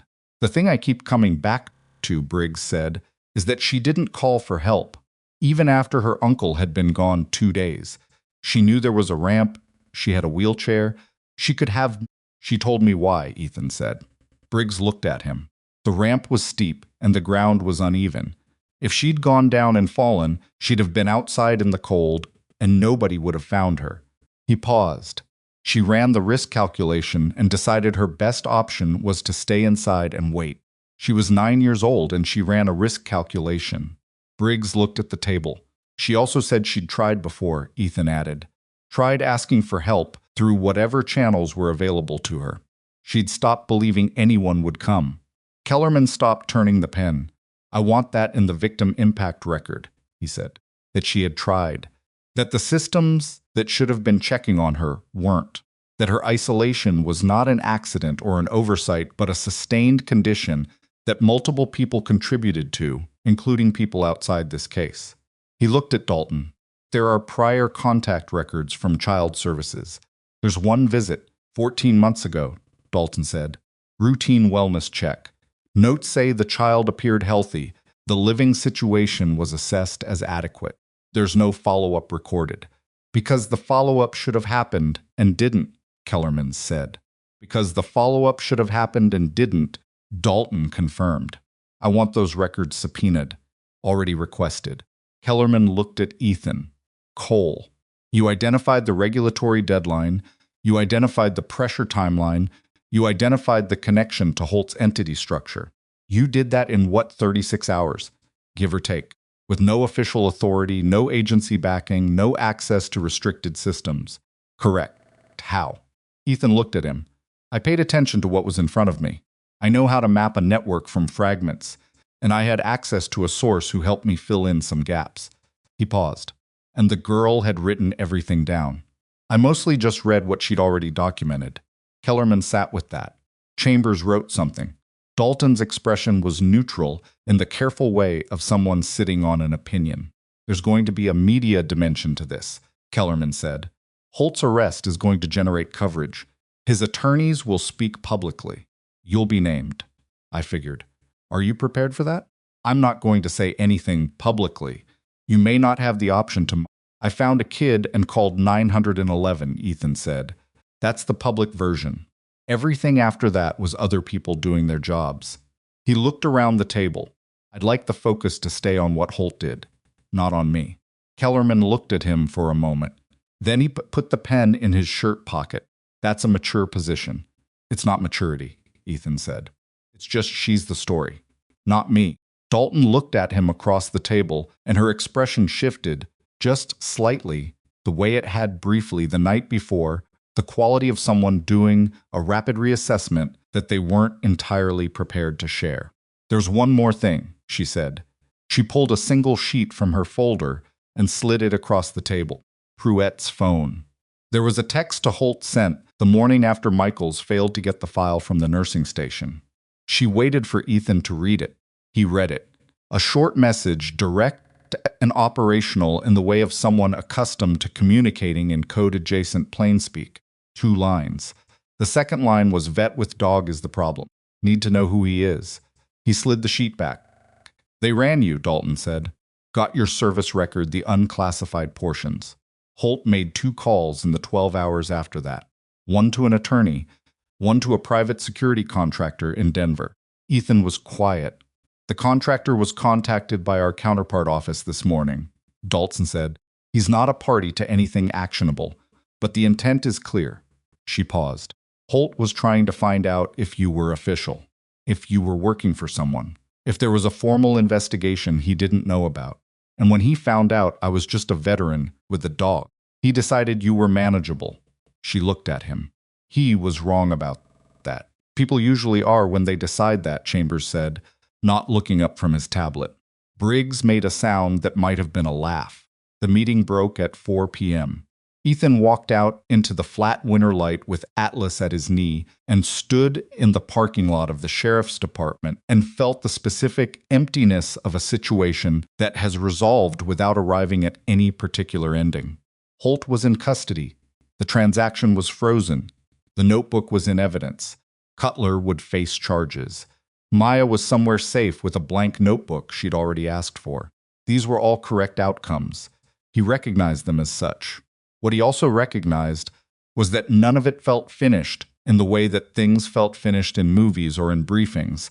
Holt would have attorneys who were very good at their jobs. The trial would take time. Maya would have to testify to things she'd already spent 14 months being alone with. The system would process all of this in its grinding institutional way, and the result might be right, or it might be approximately right, or it might fall short of right in specific ways that nobody could predict yet. That was just how it went. He'd learned that a long time ago. Briggs came out behind him, stood beside him without speaking for a moment. Atlas sat between them. You heading out? Briggs said. Soon like today? Maybe tomorrow. Briggs nodded. He had his hands in his jacket pockets, and he was looking at the street in the way of a man who has something to say and is deciding how to say it.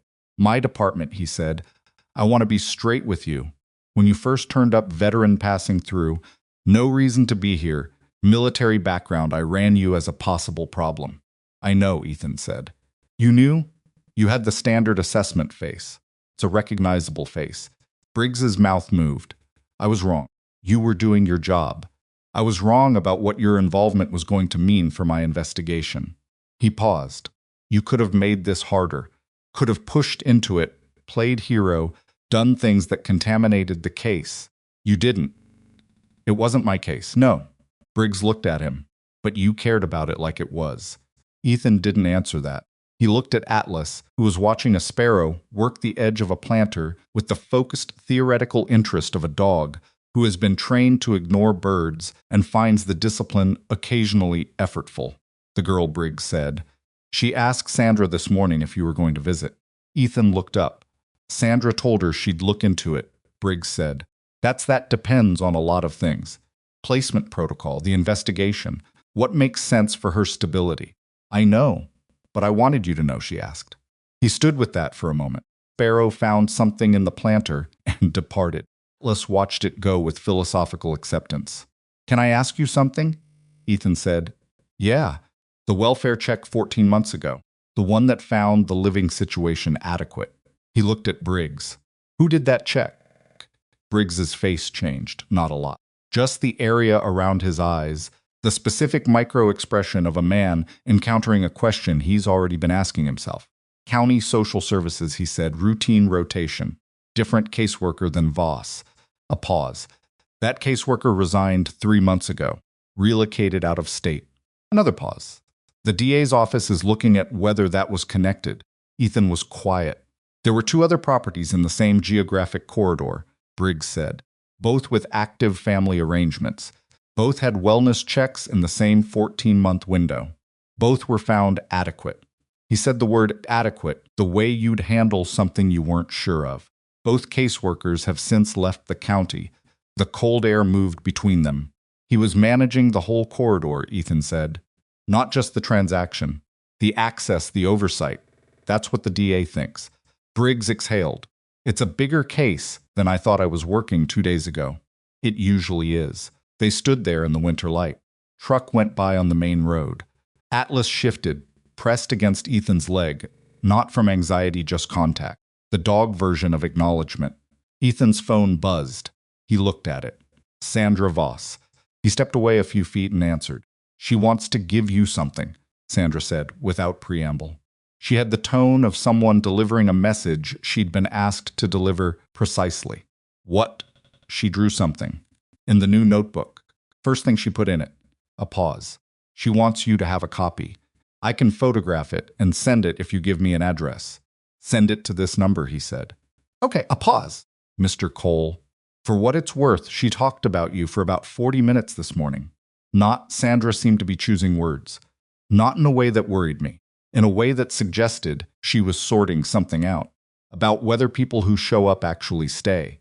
He didn't answer immediately. She's working on it, Sandra said. Give her time. She has time now, he said. Yes, Sandra said, she does. A pause. She also wanted me to tell you that Atlas yawns on purpose. She said you'd know what that meant. He looked at the dog. Yeah, he said. Tell her I said she's right. The call ended. He stood with the phone in his hand in the cold parking lot, and 30 seconds later, the photograph arrived. He opened it. A pencil drawing, careful and precise in the way Maya did everything.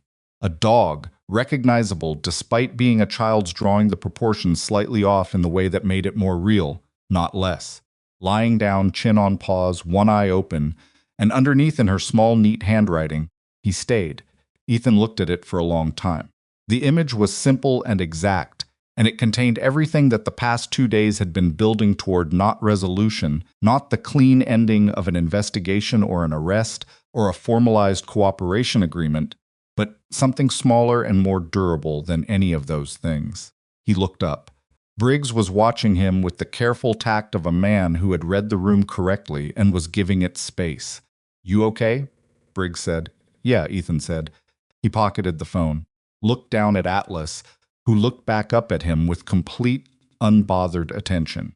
Go get some food, Ethan said. The dog stood, and they walked out of the parking lot together into the thin January light, and behind them, the sheriff's department went about its work. And somewhere 180 miles away, in a room that was warm and had a window, a girl sat with a blank notebook and a pencil and was already thinking about what to put on the second page. He stayed in Red Willow 3 more days, not because anyone asked him to, not because there was anything official left to do. The formal statement was filed, the debrief was complete. Dalton had his number and had made clear she'd call if the prosecution needed anything further. There was no procedural reason for him to remain. He stayed because leaving felt like the wrong motion, and he'd learned, over a long career of making high-stakes decisions, to pay attention to what felt wrong, even when he couldn't immediately articulate why. He walked Atlas every morning on the same path that had led them to the farmhouse. He did not walk to the farmhouse itself. There was yellow tape across the ramp now, and a county notice on the door. And anyway, the house had already given up everything it had to give. But he walked the surrounding area, in the cold and the flat morning light, and let his mind do what it needed to do with everything that had happened. On the second day, he drove past the diner where he'd ordered Maya's pancakes and stopped without fully deciding to stop. The same teenager was working. He ordered coffee and sat at the counter, and the teenager recognized him news, traveled fast in a town of 1,400 and said, "You're the guy who found the girl." "My dog found her," Ethan said. Teenager looked at Atlas, who was sitting outside the window in the truck's back seat with his chin on the door frame. "What kind of dog is that?" "Belgian Malinois." "Is he friendly?" "To people who aren't threats." The teenager thought about this. "How does he know?" "Better instincts than most people I've met," Ethan said. He drank his coffee. Left a decent tip. Back to the motel. On the third day, Sandra called. "The placement is stable," she said. "She's eating, she's sleeping. The staff say she's quiet, but responsive. She asked for a second notebook yesterday." A pause. "She filled the first one in 3 days." Ethan set down what he was doing. 3 days. Apparently she had a lot she wanted to document about the transition. The transport, the facility, staff names, the room dimensions. Sandra's voice had the quality of someone who had stopped being surprised by Maya and was now just reporting facts. She also wrote a full account of everything that happened from the moment she heard someone knock on the farmhouse door. Everything, her words, her observations, her read on every person she encountered. A pause, including you. He looked at the window. Atlas was asleep on the bed, which was not permitted by the motel and which neither of them was addressing. "What did she write?" he asked. "I'm not going to read it to you," Sandra said. Not unkindly. "But she asked me whether you'd want to know what she'd written. I told her I'd ask." "Tell her yes," he said. "If she wants me to know, I want to know." "Okay," Sandra paused. "There's also a practical question. Placement is temporary 4 to 6 weeks, while the court determines long-term arrangements. There's a foster family being assessed. Good family, experience with children with physical disabilities, they have an accessible home." She paused. "She's already asked whether dogs are allowed." Ethan's mouth moved.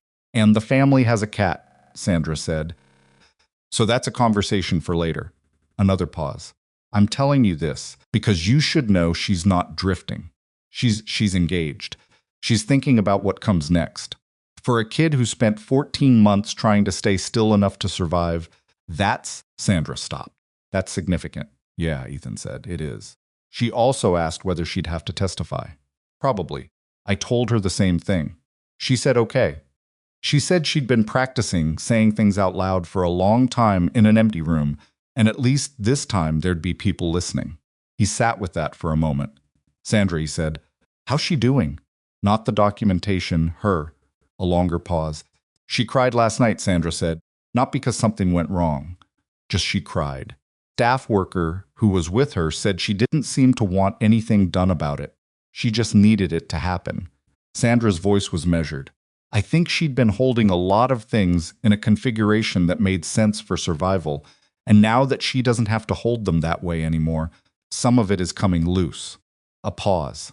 "That's normal. That's actually what's supposed to happen." "Good," he said. "Yes," Sandra said. "Good." He left Red Willow on the 4th morning. He'd settled his tab at the motel 2 extra nights, which the woman at the desk processed without comment and with the slight elevation of warmth that small-town people sometimes extend to someone who'd done something that mattered to the community, not effusively, just warmer, and loaded his bag into the truck and put Atlas in the back seat and sat for a moment with the engine running. He didn't know where he was going. He'd been on this road 3 weeks and had been somewhere in the middle of deciding about the road and what it meant and what came at the end of it when Atlas had stopped on that dirt path and everything had interrupted itself.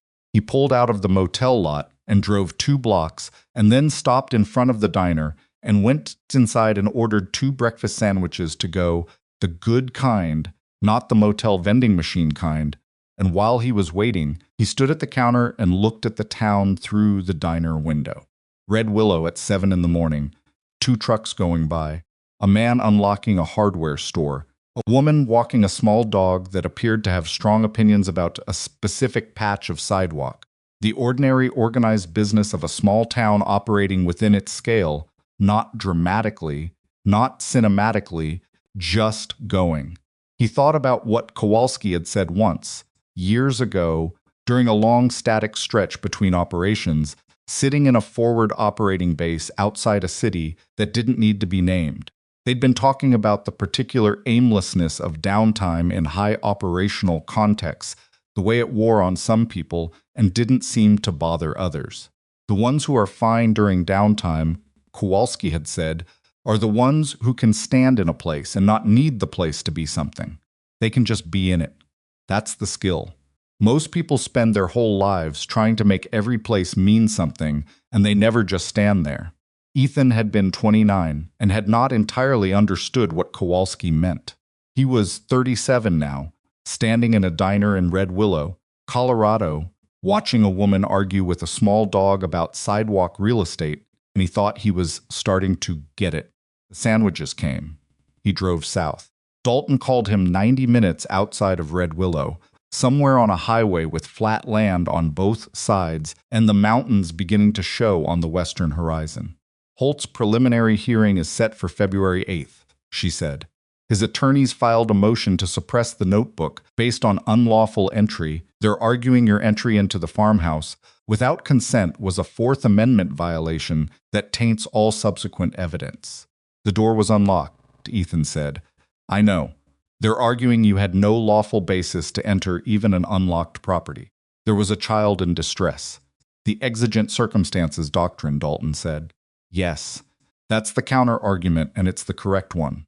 The child's condition, the evidence of malnutrition, dehydration, the state of the kitchen constitutes exigent circumstances that would justify any reasonable person's entry. A pause. The motion will fail. I'm telling you so you're not surprised when you see it in coverage. Okay, there may be some coverage that frames you as having overstepped, that you were an unauthorized civilian who blundered into an investigation. That's one way to read it, he said. It's not the accurate way. I know. I want you to know that my office will be unambiguous about your role if we're asked. You did not run an investigation. You found a child. You called 911. You provided information to law enforcement through proper channels, and you protected the chain of custody of evidence at a critical moment. She paused. That's what you did. That's what I did, he agreed. Pause on the line. Then where are you? South of Red Willow. Still deciding. On what? He looked at the mountains on the western horizon. Where the road goes. Dalton was quiet for a moment. Cole. Off the record. Yeah. What you did in those 36 hours, the intelligence work, the network mapping, the timeline reconstruction, you did that without a badge, without a team, without an agency, using legal methods and a phone contact whose name you wouldn't give me. A pause. Have you thought about coming back to the service, to this kind of work? There are more formal ways to do what you just did, ways that have resources and authority behind them. He drove for a moment without answering. I haven't decided anything, he said finally. I know. I'm not recruiting you. She paused. I'm just saying what I observed, which is that you're good at it. And that people who are good at it and aren't doing it, that's a waste that I find personally annoying. He almost smiled. I'll think about it. That's all I'm asking. She hung up. He drove. The mountains got bigger. Atlas was asleep in the back seat with his chin on the armrest in the gap between the front seats, warm and present and entirely unbothered by questions about the future. 3 weeks later, February came to Red Willow with 2 inches of snow and the particular hush that snow brought to small towns. Ethan was not in Red Willow. He was in Denver, in a short-term furnished apartment near a park where he walked Atlas every morning, thinking about Dalton's question and not yet answering it, letting it sit the way he'd learned to let important things sit. He'd been there 10 days when Sandra sent him a photograph. Not a drawing this time. A photograph, taken at the placement facility's small common room. Maya in her wheelchair, next to a table with art supplies on it, holding up a piece of paper toward the camera. On the paper was a drawing, careful, detailed, better than the last one. A dog again, but different. Sitting tall this time, ears forward in what was recognizably a park or open space. And next to the dog, a figure human, Stick figured in the way children drew people when they were focused on something else, standing with one hand near the dog's head. Underneath, she'd written, "This is what later looks like." He sat with it for a long time. Then he texted Sandra, "Can she receive mail at the facility?" Sandra replied, "Yes. Send it to my office. I'll pass it on."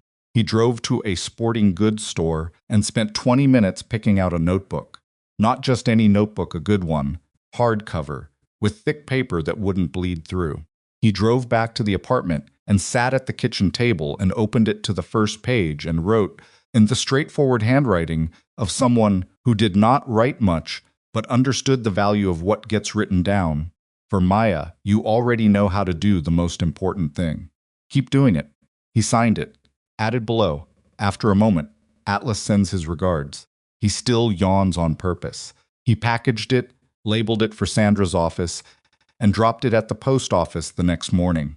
Holt's suppression motion failed on February 11th. The judge's ruling was 16 pages and cited the exigent circumstances doctrine, the condition of the minor at time of discovery, and the voluntary nature of the notebook's submission by the minor herself. The notebook was entered fully into evidence. Ethan read about it in an online news summary and did not feel what he'd expected to feel, which was relief. What he felt instead was a specific kind of tiredness, not exhaustion, more like the settling that happened when something that had been held in suspension finally came to rest. He put down his phone and took Atlas to the park and walked 2 miles in the February cold and felt, by the end of it, more or less okay. Called Kowalski that evening. "Heard the ruling," Kowalski said. "No greeting.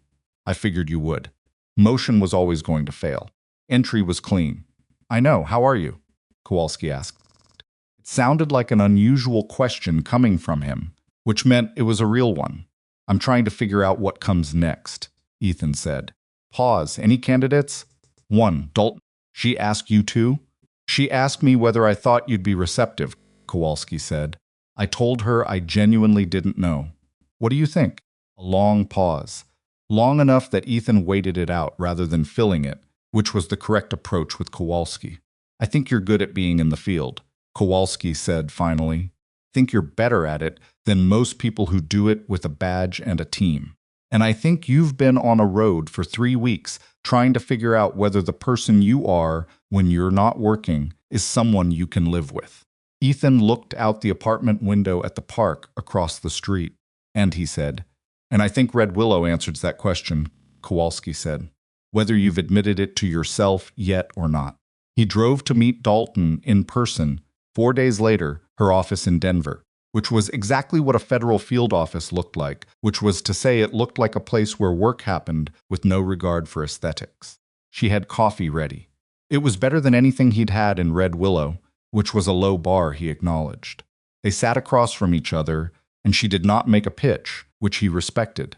She simply told him what the work was and what it required and what it didn't require, and what she thought he'd be useful at and what she didn't particularly need from him, and then she stopped talking and waited. "I'm not looking to carry a badge," he said. "We have consulting structures that don't require it. I'm not looking for an office. I'm not offering one. And I have a dog." She looked at Atlas, who was sitting at the end of his lead looking at the office with the professional assessment of a working animal cataloging his environment. "The building is accessible to service animals. He'd be in the field with me." "That's fine. He's a certified working dog. He's also just my dog." "Cole," she set down her coffee. "I'm not asking you to be a federal agent. I'm asking whether you'd be willing to consult on cases that require the specific set of things you demonstrated in Red Willow. Pattern recognition, network analysis, human intelligence gathering using legal methods, and," she paused, "the ability to find a child in a farmhouse and know not to make it louder than it needs to be." He looked at his coffee. "I need to think about it," he said. "How long?" "A week." "Take the week," she stood. "Cole, one more thing." She went to her desk and picked up an envelope and handed it to him. "From Sandra Voss. She said to give it to you when I saw you." He opened it. Inside was a card school project cardstock, the kind that came in packs of 20 from a supply store, pale blue. On the front, in the handwriting he already recognized, were 3 lines. I started a new notebook today. It has 200 pages. I'm going to use all of them. He turned it over. On the back, smaller, as if added later, P.S. The foster family has a cat named Gerald. I think Atlas could handle it. His jaw moved. He pressed his lips together. She writes to you, Dalton said. She writes to Sandra, Ethan said. Sandra passes things on. Dalton looked at the card, then at him. She's going to be okay. She was already okay, he said.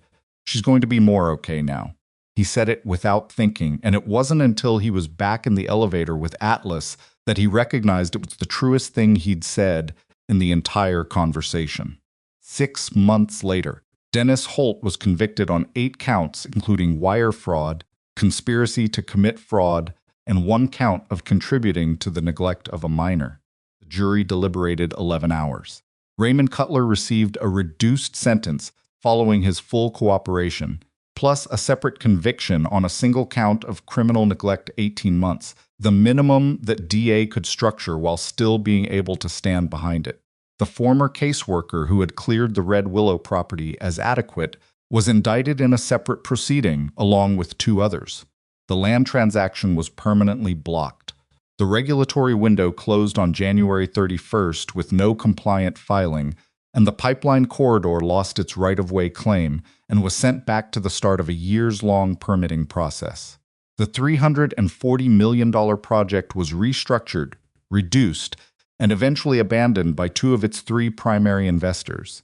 The farmhouse was condemned in March and demolished in May. The 340 acres remained under court-administered hold.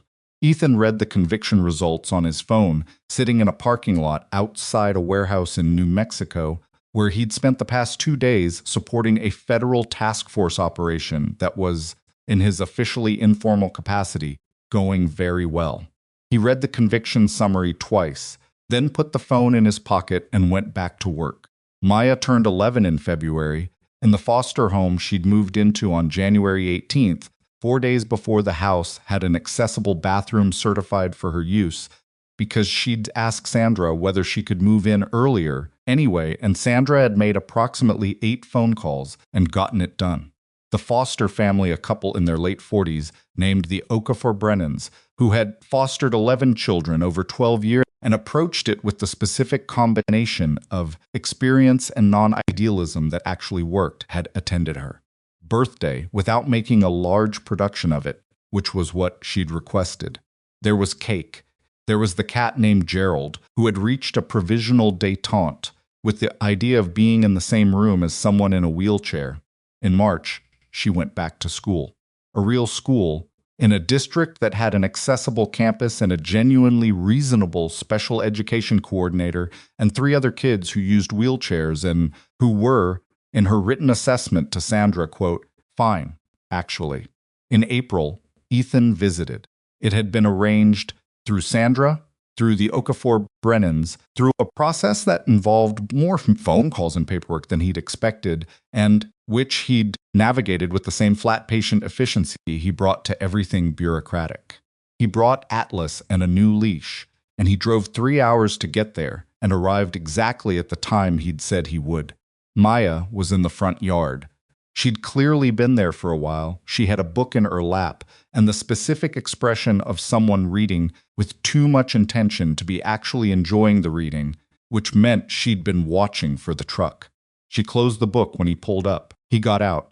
Atlas jumped down from the back seat. Maya rolled down the yard's slight slope toward them, navigating the path with the efficient, unhurried competence she brought to everything physical. She stopped 6 feet away, looked at Atlas. He got bigger, she said. He's the same size, Ethan said. He looks bigger. That's what happens when you're not scared of something. She thought about it. Then she held out her hand, flat, toward Atlas, the way she'd seen Ethan present his hand. Atlas stepped forward and put his nose against her palm. His tail moved once. Hi, she said to the dog, quietly, just for him. Atlas sat down directly in front of her wheelchair and looked up at her with the whole-body attention that was his particular gift, the quality of presence, that said, I am entirely here. There is nowhere else. There is nothing else. Maya looked at him for a moment. Her face did something complicated and then simplified into something else. He remembered. She said, "Told you," Ethan said. She looked at Ethan then, 11 years old, in a yard in spring, with a book in her lap and a cat probably watching from the window, and a foster family somewhere inside that she'd been with for 3 months and was still deciding how to feel about, because she was careful and methodical and not inclined to decide things before she had enough information. "I have something for you," she said. She reached into the bag hanging from her wheelchair and pulled out a notebook. Not the one he'd sent her, a different one. Green cover, battered already the way her notebooks got battered, with a rubber band around it to keep it closed. She held it out. He took it. "I want you to have that one," she said. "It's full." He looked at it. "What's in it?" "Everything from November to now." She looked at Atlas. "The investigation, the hearing, moving, school, the cat." A pause. "A lot about the cat." She looked at him. "And some pages about what it was like when someone didn't walk past." He held the notebook. You can read it or not," she said. "I just wanted someone to have it. Someone specific." She straightened in the chair. "I'm starting a new one. It's going to be different." "Different how?" She thought about it. "The other ones I was writing down things so there'd be proof. So nobody could say they didn't happen." She paused. "This new one, I'm going to write down things because I want to remember them. Not to prove they happened." A longer pause. "Because I want to remember them." He looked at her. She looked back. She'd gotten a haircut since the hospital, shorter, practical, something she'd apparently chosen herself. And she looked like herself, which was to say she looked like a person who had been somewhere difficult and was now somewhere less difficult and was not pretending either of those things was the other. "That's different," he said. "Yeah," she said. They stood there for a moment in the spring yard. Atlas was watching a butterfly with the academic interest of a dog that had absolutely no intention of doing anything about it, but found the phenomenon worth observing. "The Okafor Brennans said you can stay for dinner," Maya said. "If you want." "It's not anything special." "I want," he said. "Okay." She turned her chair. "They make decent food, but Mrs. Okafor Brennan puts too much garlic in things. I like garlic. Then you'll love it." She rolled toward the house. "Come on, Atlas."